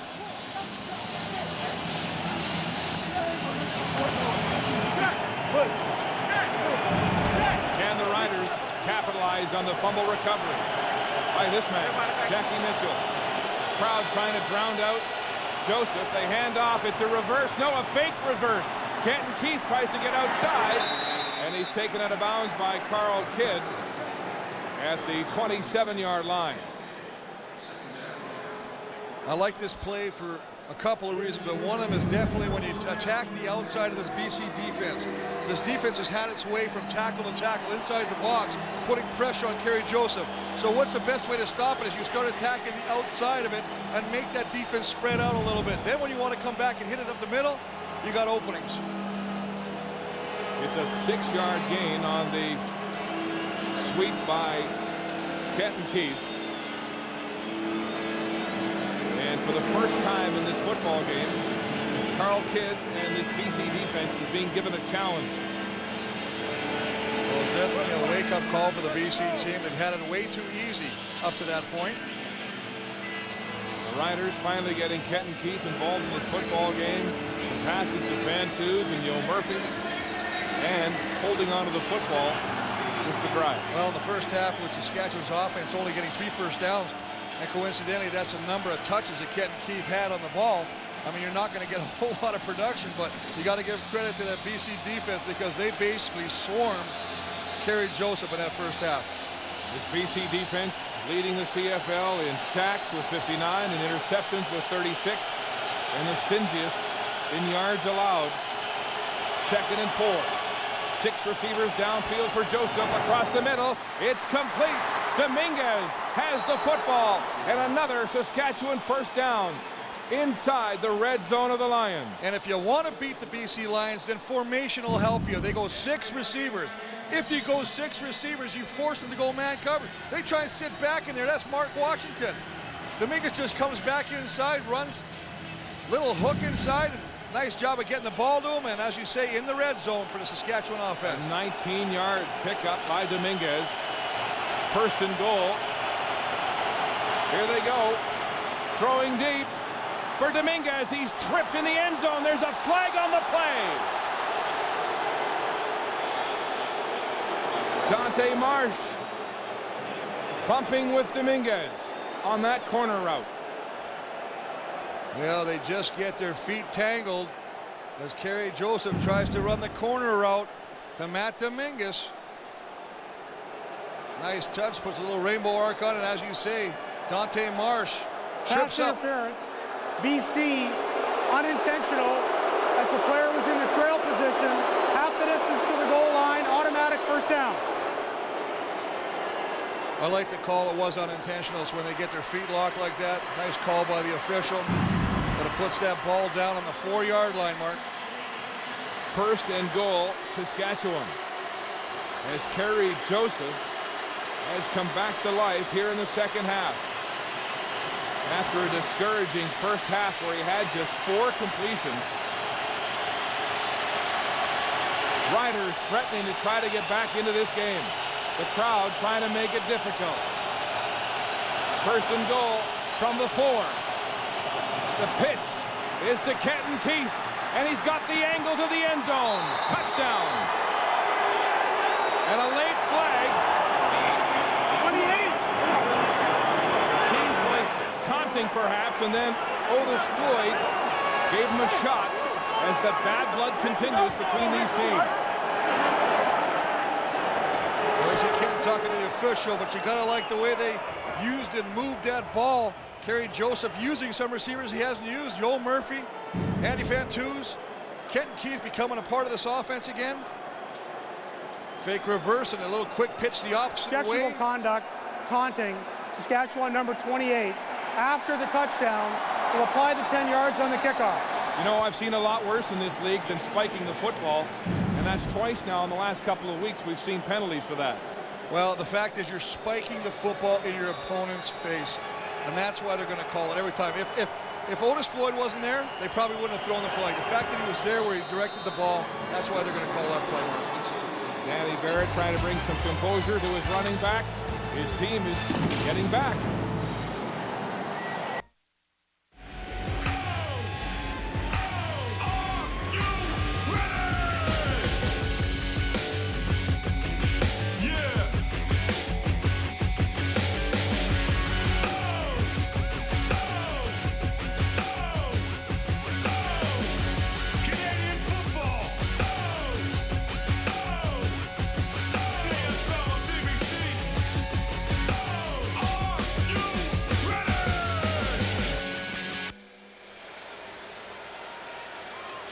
Back-to-back unanswered touchdowns late in the third quarter have given Rider fans some reason to be optimistic here as they trail by 14 to start the fourth quarter. Well, the third quarter was the quarter that Danny Barrett said he's going to leave Kerry Joseph in and see if he can create any offense. And as you say, now 2 touchdowns later, they're 2 touchdowns from tying this game. Well, this team from Saskatchewan was down 28 points.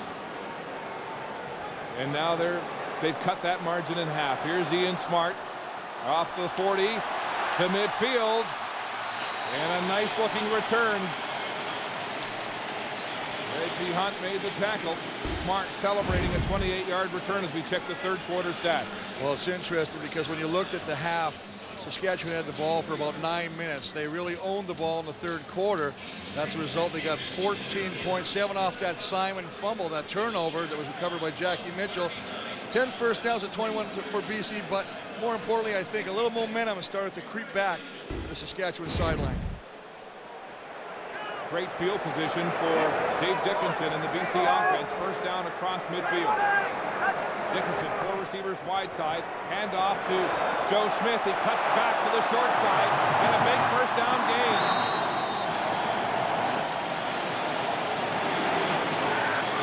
Mark, they tell your defensive ends to make sure you stay in the pass rush route all the time. Don't cheat down.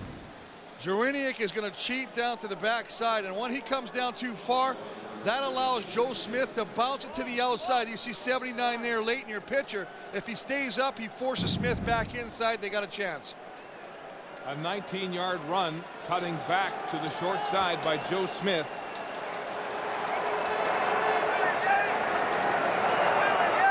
First down at the 36. Dickinson, short drop, throwing to the near sideline, and Leroy Simon has the catch and steps out of bounds for a first down. Well, Saskatchewan's going to bring a blitz late. There's Tristan Clovis. Now that's your safety. 0 covers, nobody in the middle. But on that play, they didn't even attack the middle. They just said Simon to the outside, who was getting a nice cushion from Omar Morgan. Gain of 9. Second and 1 for BC. And in comes Jarius Jackson on short yardage at quarterback for the Lions.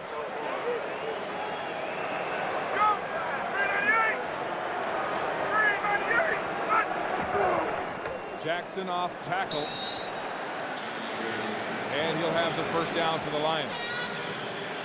And again, a smart play. This is Jarius Jackson talking on the sideline with his offensive coordinator, Jacques Chapdelaine, saying, when I'm running the sneak, I'm getting stuffed in the middle. So I'm getting hit initially, and then I'm bouncing off to the outside. This time, he just pulls it and goes to the outside. That's smart. That's called making adapting to the game as it happens. And you saw Buck Pierce right there with Chapdelaine as these quarterbacks all support each other in BC. Harmony among those marquee players. First and 10 at the 25. 4 receivers to the wide side, and it's a handoff to Joe Smith. He's hit hard, but pushes his way through the tackle of Reggie Hunt for 7 yards. Joe Smith's a horse right now, and he's wearing out the defenders of the Saskatchewan defense. He is lowering the shoulder, and this time he just runs and drags Reggie Hunt for some yards. Great change of direction by the Louisiana Tech grad. Look at the drive still. Well, after contact's made, he still picks up 3 additional yards, and that's great first down production with 8 yards on that play. Joe Smith with 13 carries for 84 yards. The man from NFL Europe last year, the Ryan Fire, who set a record in that league with 6 consecutive 100-yard games rushing. Passing now, Dickinson to the near side is complete to Simon. He's open underneath the coverage, and a first down. His 4th catch of the football game. You know what? Leroy Simon has all the speed to be your deep threat, but they're going to run everybody else out. You see Kendrick Jones, 85. He clears it out, and then Simon just cuts it off to the sideline. Nice job of just running a little bit of a rub pattern. Successful play, and they move the chains again. First down, the ball on the Roughrider 10-yard line. Motion now as Paris Jackson goes to the wide side. 4 receivers that side.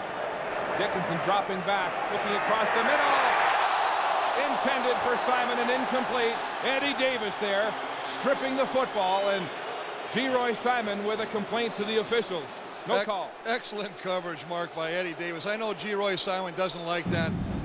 He's usually a lot more open when he makes these touchdown catches, but good coverage. It's just going to break it across. He's already signaling for it. He thinks he's got it, but watch that left hand. I don't believe he gets to the ball, but it just causes enough of a distraction that Simon can't corral it.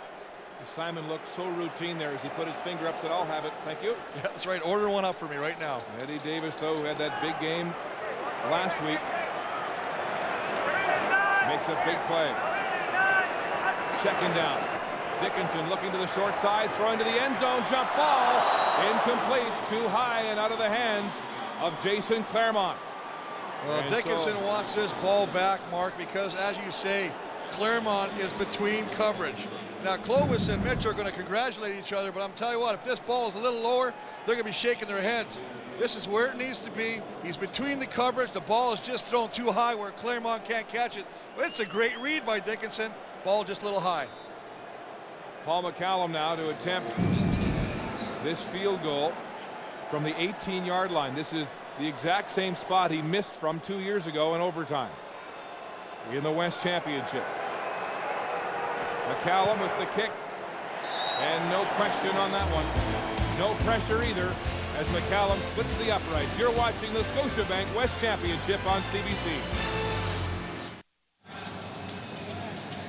35-18 BC. Saskatchewan needs 3 scores now if they come from behind in this fourth quarter. 11-17 to go on the clock. Lots of time. Saskatchewan will take the ball at their 35 after the McCallum field goal. Handoff, the draw, up the gut, and Kenton Keith finds it tough sledding. Right now, let's go to the sidelines, and here's Brenda. Well, Marcus, as you guys have mentioned earlier, despite leading his team to the West Final, there's speculation that this could be the end of the line for Danny Barrett in Regina.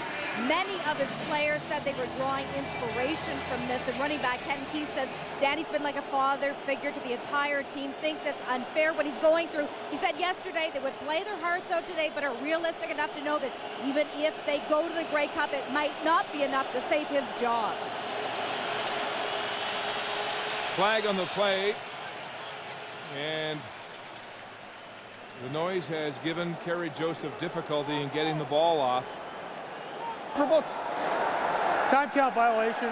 Saskatchewan, number 4. 5-yard penalty. Repeat, second down. You know, Brenda, getting back to what Brenda said, Matt Dominguez was commenting this week about Danny Barrett, saying that through all the controversy, he's maintained a positive demeanor. He says Danny has been able to say, just go out and play. Don't worry about me. Don't worry about what's going to happen with me. And the players have responded. Can they come back? Here's Joseph scrambling under pressure, in trouble, and they've got him. Baron Miles, the safety, with the sack. The 4th of the game for the Lions. Well, they do just a great job. This is defensive coordinator Dave Ritchie's game right now. And they bring Baron Miles. Now, here's Baron Miles. Now, watch as he comes up. He sees the pressure. He sees Kerry Joseph get to the outside. Comes up and makes a sack. The nice thing about that is when Baron Miles comes up and watches Kerry Joseph, Mark Washington is assuming his role at the safety position. You see Fantu's trying to get away from Ryan Phillips. Well, that's why Kerry Joseph was in trouble. There was nobody open. Kanji, another short end-over-end punt to midfield. And Smart will bring it back to the 50. And once again, the field tips in BC's favor as they have a big lead. We invite you to log on to cbc.ca/CFL and cast your vote for Warrior of the Game. You'll decide who showed true character in this football game. Warrior of the Game brought to you by the all-new 2007 GMC Sierra. And right now, Dave Dickinson has a lock, I would think, of command performance here this afternoon. He has not started and completed the game since July 29th when he beat Toronto. Handing off, and Joe Smith eats up real estate and time And Fred Perry makes the tackle at the 45-yard line. That offensive line is just firing off the ball right now. And they're having fun with the lead they have in this football game. It's a lot of fun to run the ball. There's Nate Davis. And Claremont just acting like a bit of a speed bump there. You wouldn't want Big Nate to fall on your head, though. Second down, 5 to go. Dickinson against the blitz, gets the ball away quickly to Claremont. He's hit by Eddie Davis. With that big receiver reaching for the first down sticks. Mark, I've really been impressed with Jason Claremont today. As you said, only one career touchdown against Saskatchewan. That was the last time these two teams met. But he has been the go-to guy. Paris Jackson's got the touchdowns, but he has made the tough catches. And look at the effort to try and reach and pick up that first down, and that's what he does. He's made some big catches over the years. In the West Final 2 years ago, that big 36-yard catch that set up the game-tying field goal, the first overtime against this team, Saskatchewan. He's got 8 catches for 89 yards this afternoon. Hand off, Joe Smith trips and is tripped up after a gain of about 3 on the play. Catch all new episodes of The Hour next week with guests including comedian Billy Connolly and rock superstars the Foo Fighters. The Hour with George Stroumboulopoulos, weeknights at 11 on CBC. This Saskatchewan defense needs a stand here, but after those 2 touchdowns, Dave Dickinson has taken the ball back, running off the clock and eroding any chances of a Saskatchewan comeback. Here comes the blitz. Dickinson dumping it across the middle. Kendrick Jones, big catch. Oh, and a nice shoestring tackle by James Johnson at the 35 to stall that BC drive. Well, just slide him across, and as we say before, just when you think it's going to be Claremont or Simon, he just comes across to the other speedster, Kendrick Jones. Goes up high, climbs the ladder, makes a nice catch, comes up a little short. And once again, Paul McCallum will come on the field to try a field goal. 3rd and 3, and McCallum will attempt this one from just outside the 41-yard line. His longest this year, 47. He's good on about half of his attempts this year outside the 40.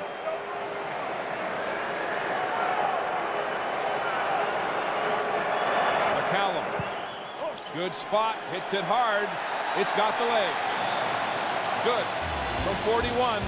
Paul McCallum's 5th field goal against his old team from Saskatchewan. The handoff is too good on that similar play, and he finds the hole over left tackle, goes to 5, 10, and 15. Again, back to Keith Space, heading back to the 40 for a pass over to the side, and it's good to Harry Hood. He's on the 20, the 25, the 30, the 35, the 40, and McCormick is going down for a touchdown. He's over. The BC Lions just under 7 minutes away from returning to the Grey Cup for the 2nd time in 3 years. Kerry Joseph dumps it into the flats. Kenton Keith breaks a couple of tackles. Hard to bring down. There's no quit in Kenton Keith. What great effort by Kenton Keith as he takes that little swing pass and, as you say, refuses to be brought down. Otis Floyd with a swipe at him. He made about 6 BC defenders miss him. Ended up picking about 8 yards up. But watch this. Watch the athletic ability of going outside, inside of Glatt, through Dante Marsh, hopping over the next one. And Brent Johnson all the way from the defensive end spot finally comes over to bring him down. He got away from 4 BC defenders before there were just too many black and orange defenders to take him down. Gain of 7, 2nd and 3. Hand off to Keith up the gut. He bounces to daylight outside, and Otis Floyd wraps him up at the line of scrimmage. Aaron Hunt in there as well. One of 2 brother combinations in this football game. Aaron Hunt and Reggie Hunt. And of course the Clovis brothers, Sebastian and Tristan, on either sides of the line today. Well, let's take a look at Brent Johnson. He's playing this soft. And he allows Otis Floyd to scrape to the outside, come around the outside, and make that play as Kit and Keith had to try and bounce it outside again. Well, it's third down, Saskatchewan, 3 yards to go. And again, they will go for it. They converted a 3rd and 5 en route to their touchdown in the third quarter. Will they this try is and come desperation. back? Will they try and come back with Joe Murphy again? Dominic Dorsey now in on 3rd and 3. Joseph in the shotgun. Loses the football. It's recovered by Gene Mikowski. And now it's on the turf again. Pitched out. But the whistle went. It was Chris Wilson, the defensive end, who came in to swat the ball away. Well, just when you need your offensive line to be at its strongest on a 3rd down gamble, there's a frustration shown by Kerry Joseph. Just going to come around. It's a little swat from the outside. Now ball knocked out of the hands of Kerry Joseph by Chris Wilson, 99. Mikowski trying to replay that scrambly end of game play against Edmonton by putting the ball down again, hoping maybe they get some pitch outs going, a little rugby. But the play was whistled dead. BC takes over at the 35. Play action. Dickinson rolling, throws it to Claremont, who settles underneath. He's wide open. And Maurice Jones makes the tackle at the 25. Tim Fleiser and the Riders beginning to realize the jig is up. Dejection setting in on that Saskatchewan sideline with less than 5 minutes to play and a 20-point lead by BC. In a situation again where Dave Dickinson and that BC offense rolling on all cylinders. Little misdirection with Joe Smith, and he rolls to the outside and finds a wide open Claremont, and they put himself in a 2nd and short situation. 2nd and 1 yard. Buck Pearson now on the short yardage play, double tight formation. And he'll hand off to Joe Smith. And Joe Smith plows his way to a BC first down. Mark, you know, we've talked a lot about this offensive line of the BC Lions. I think he's got to start giving them some credit. They have done a masterful job of protecting Dave Dickinson. That was a storyline. If they kept him standing up at the end of the game and healthy, they'd have a great shot at winning this football game. And I think those 5 individuals, Reed, Bates, and Mazzulli inside, and Murphy and Jimenez on the outside of the tackle position, have done a brilliant job of doing that. Yes, the big offensive line more physical this year with those 2 import tackles. And here comes the blitz. The handoff is to Joe Smith. A great call against the blitz. He's hard to bring down. And he runs roughshod right through the Rider defense. Well, Mark, with 3:31 and ticking left to go, BC is just making a statement right now. And they're making a statement not only to Saskatchewan, but to the Montreal Alouettes, who will play them in the Grey Cup game, that look out, we're coming and we're firing.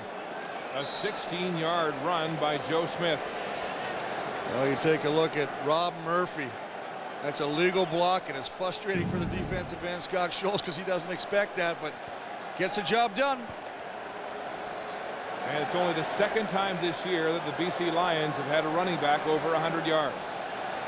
The give is to Smith again. He's caught. Eddie Davis in on the tackle from the secondary.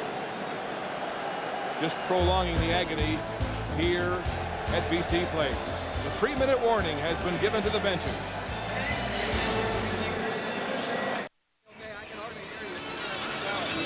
Welcome back to BC Place Stadium, where the BC Lions have a commanding 38-18 lead over the Saskatchewan Roughriders. Right now I am joined by the general manager of the Roughriders, Eric Tillman, and obviously your team in tough here. And I guess the question has to be asked, is a Western final appearance enough for Danny Barrett to keep his job in Regina? Well, Brenda, you know, Danny and I are going to sit down and talk, obviously, in the next few days. You know, he is a first-class person. He's a good football coach. He's an even better father and human being. We agreed last week that we'd, you know, if we weren't successful, we'd give it 72 hours and sit down and talk. A lot of things for him to think about, us as well, and, you know, we'll see where it goes. Joe Smith off tackle, touchdown, BC. Smith's second touchdown of the game to ice it for the Lions.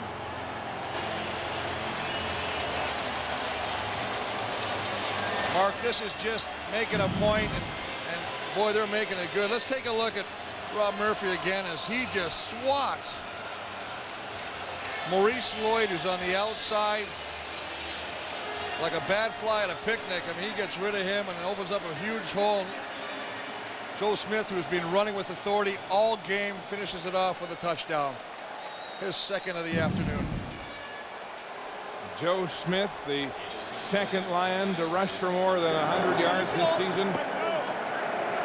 And the rookie makes a statement in this championship game and gets some well-deserved congratulations as he returns to the BC bench.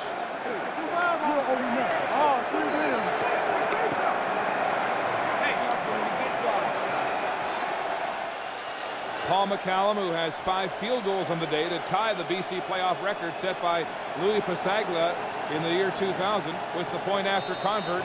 It's good. And it's a rout in BC. Let's go back to the sidelines, and once again, here's Brenda with Eric. Well, Eric, close to a dozen of your players will be free agents at the end of the season. How much do you expect this team to change from now until the beginning of the next season? One thing, I can certainly get an appreciation for the crowd noise and the fans here at BC. They've been amazing. I can hardly hear you, but you know, we've actually made substantial progress in that area. We're going to talk about the end of the season. I think we'll have the vast nucleus back. You know, our fans are fabulous. It's a great place to play, you know, and I think we'll have a lot of announcements after this. We were hoping it would be after the Grey Cup, but, you know, give full credit to Wall and his staff. It's a first-class team, first-class organization, and they in Montreal both have earned the right to play in the big game. Thanks for this, Eric. My pleasure. Now let's go up to Mark. Thanks, Brenda. You know, Eric Tillman has struck a cordial tone since arriving in Regina after the August midseason firing of Roy Shivers. It's been a tough environment, all kinds of speculation about the future of Danny Barrett. Eric telling us that they'll sit down in a few days after this game and it's clear from everybody's minds and talk about Barrett's future. There is some question, though, as to whether Danny Barrett wants to remain in Saskatchewan, even if he is offered a contract. Well, there's some underlying stories or underlying current that he wasn't happy with the way some situations were handled during the middle of the year, and that he wants to go out on his own. So he's not even going to let them pull the trigger. He's going to probably go out on his own and ride the horse out himself. But as Eric said, Danny Barrett is a family man. He has 5 children. His oldest boy is going into his final year of high school in Regina, and it's a good situation for him. He doesn't want to disrupt his family, but this is a tough business indeed. We have a chance here with 2:22 on the clock to update your Rona game notes. Oh, we talked about the line to the Grey Cup. Now it's the offensive line. We had to give protection to Kerry Joseph. 4 quarterback sacks on Joseph. Keith only 18 yards rushing. They didn't get it done up front, and that's one of the reasons that they're not going any further. In maximum punishment, the Lions 424 yards offense against a good stingy defense of the Saskatchewan Roughriders. They just exploited them today. Joseph in the pocket. It's complete to Yo Murphy, and wow, he pays a price as Dante Marsh celebrates a huge shot that has Murphy slow to get up. Well, this is what you do when you hang your receiver out to dry and you throw it out to the sideline like that. And the defender, Marsh, sees this all the way, and he's up. He comes up to be able to make a big play on that. Well, that sends a huge message to the Montreal Alouettes, who may be looking in this afternoon after defeating the Toronto Argonauts in the East Championship.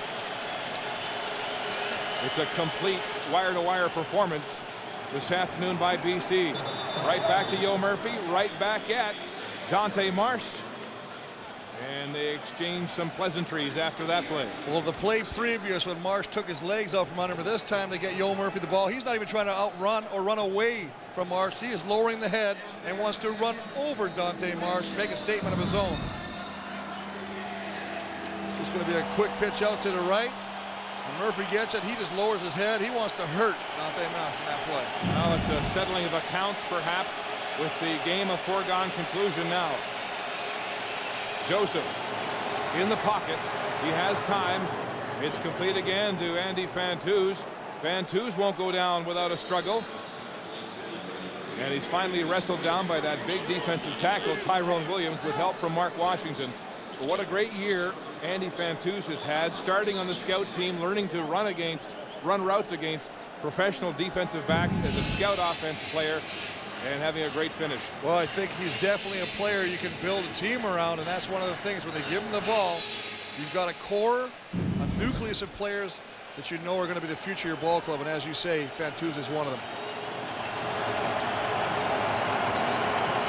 Joseph in the shotgun. It's complete to Dominguez. Again against Dante Marsh. He fights for 5 more yards against a BC defense that has gone into a prevent here, giving up the short stuff. Again, your own game notes. Well, for BC, we talked about Dr. Dave ready to operate. We're talking about Dave Dickinson. 3 touchdown passes in the first half. He took off and ran with it, 48 yards and a couple of drives in the first half. Just a masterful job of distributing the football to almost every receiver. On defense, Baron Wasteland, talking about Baron Miles and how tough it is to throw against that secondary. Riders only 236 net yards.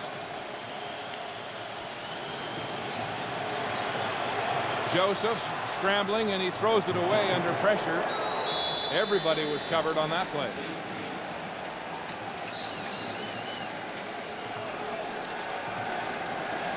Kerry Joseph waiting to get the call in as we take a look at Dave Dickinson. Obviously. What's up, Medicine Hat?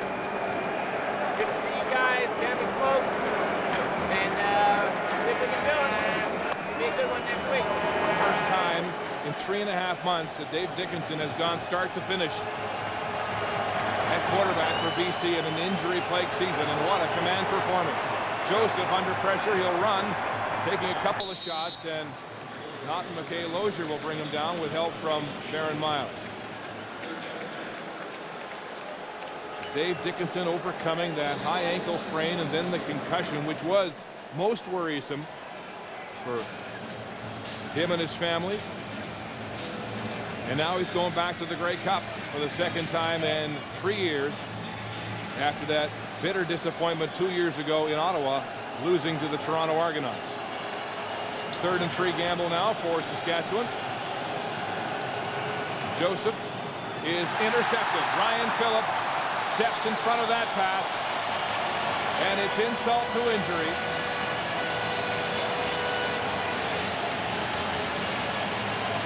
Well, Kerry Joseph trying to find Anthony Vantuz again. Andy, who sat down in the middle of his zone coverage before. This time he breaks it out and tries to get it to the sideline. Kerry Joseph sees him, and as he tries to lead him, Ryan Phillips sees that, anticipates the play, and comes up with a big interception. Basically puts the final nail in the coffin with 42 seconds left. Ryan Phillips, the second-year man out of Eastern Washington, and a discouraged Kerry Joseph. No question about his heart, but today this crowd and this BC defense was just too much. Well, the BC defense, Mark, and I agree, the crowd really played an important factor. You talk about the advantage of having a home game in a dome.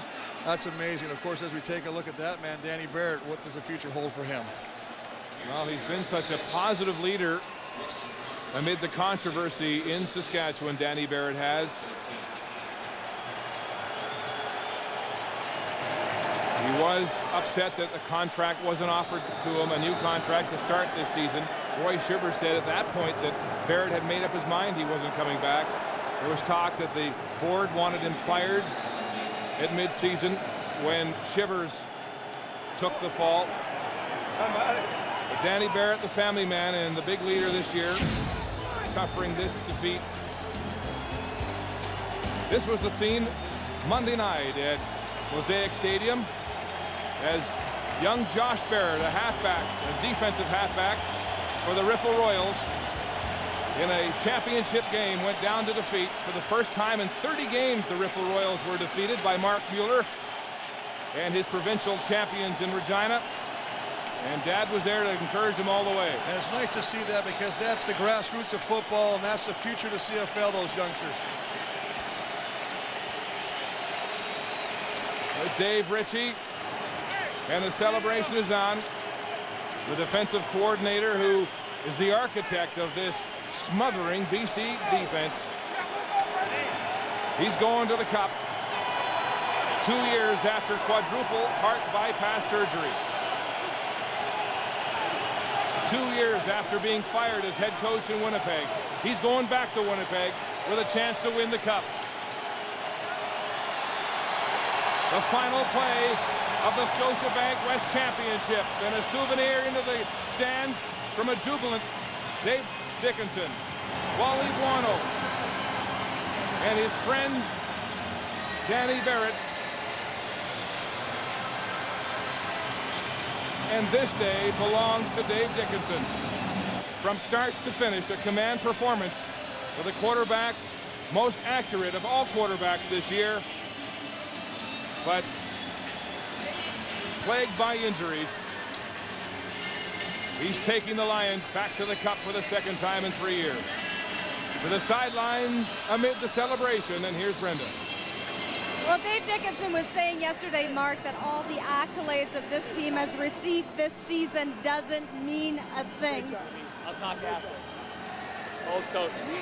It doesn't, the accolades individually don't mean anything, but we had to get to the Grey Cup first. We had an outstanding crowd today. They spurred us on. We know we got some tough work next week, but we're glad to be there. What do you think the key was to dominating this team so completely, especially in that first half? Check it out. It was aggressive, and it was our O-line. It was our O-line. I mean, I got a lot of time. They handled a great front, Saskatchewan. I mean, really, it came down to our big boys, and they clutched up. I know it's a difficult time now, but can you look ahead to Montreal and that matchup and how you guys match up against them? Well, we want to enjoy it, but, you know, Montreal knows we match up well against them. Saskatchewan matches up good against us, and we took it to them, so we know we got to do it. They've been there a lot. We're excited to get back there. Hopefully we win it. Congratulations. All right, thank you. Now let's go upstairs to Mark. BC Lions versus the Montreal Alouettes for the first time since they met in 2000 when BC beat Montreal and Calgary. They are the undisputed best team in the CFL right now, and would you say prohibitive favorites going into the Grey Cup? Well, I think you got to be favorites just the way they played today, the way they dominated today, and I think Dave Dickinson hit it on the head. They've got a great offensive line. They're nasty, they're aggressive, and they controlled a great Saskatchewan defensive front, and that's why they won the game. A dominant performance offensively, defensively, and on special teams. BC wins in a rout today, 45-18 over Saskatchewan.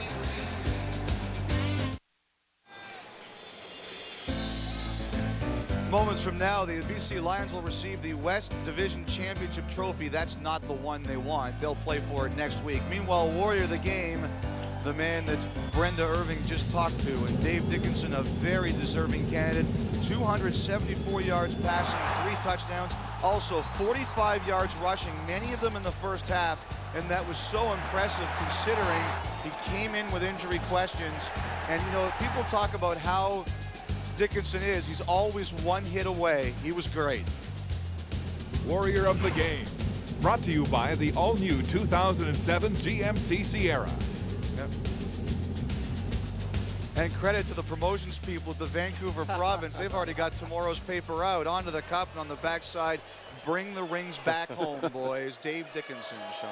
Well, Dave Dickinson, you know, there's been questions swirling around him all year long about his health, about his ability to win the big game. But today, Dave got one word that was really needed: validation. He came out, played a definitive game from start to finish. And hey, if I'm the Montreal Alouettes, I'm saying look out. And Greg, you know, you made the great point, I thought, at halftime. Saskatchewan outsmarted themselves, particularly with Kenton Keith. Well, Kenton Keith only touched the ball 3 times in the first half, and that is a big mistake, because if you're thinking about the Saskatchewan Roughriders and how they got better in the second half of the season, it was really about Kenton Keith and that offensive line firing off. In the second half, finally they got to him, and guess what? 2 touchdowns, got it close. 32-18 was the closest it's got, but you know what? They should have gone to him earlier. And this is the reason you want first place right here. This crowd was amazing today. The Saskatchewan Roughriders were not only playing against the BC Lions defense today, they were playing against the crowd noise, and they lost big time. They had 4 time count violations. Things were just off the whole day, and you could just see it. This crowd had a big effect on the game. One-word answer. You heard Eric Tillman on Danny Barrett. They will meet in 3 or 4 days to discuss the future. Should Danny Barrett be back, Sean? Yes. Greg? Well, they got to evaluate. More than one word. Kahari? If he wants to be. I know more than one word. All right. Well, look, I think that's the key thing. Does Danny Barrett want to be back? I think that's a great point. We'll take a look back at the East Final when we come back. It was a great day for Wally Buono. The Lions' plans were perfect.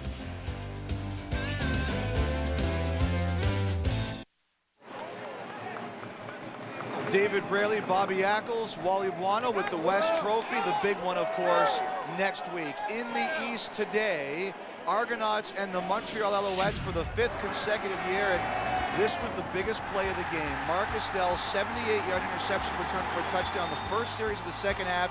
Pinball Clements waited one series too long to make the change, because then Michael Bishop came in and brought the Argonauts back. They were within 30-24, but they gave up a big 31-yard completion from Calvillo to Kerry Watkins late, and Damon Duval waved bye-bye with that field goal as Calvillo and mates hold the trophy.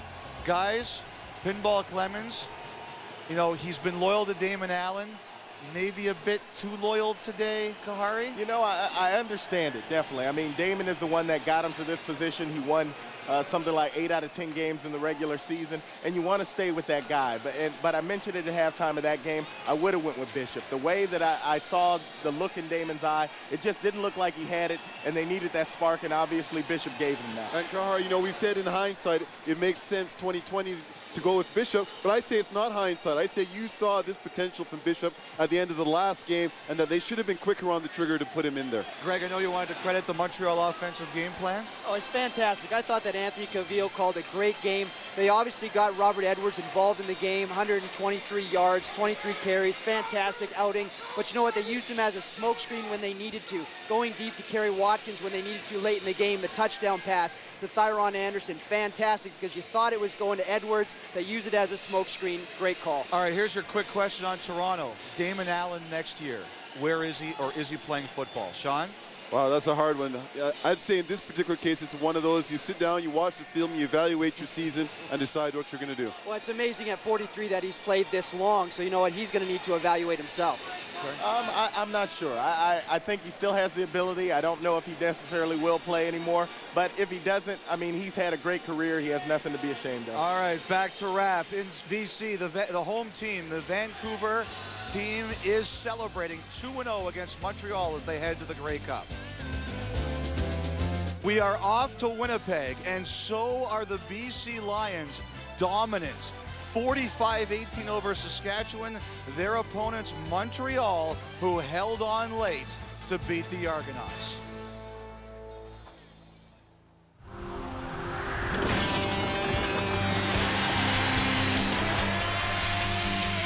CBC Sports, Canada's Olympic Network, home of the champions.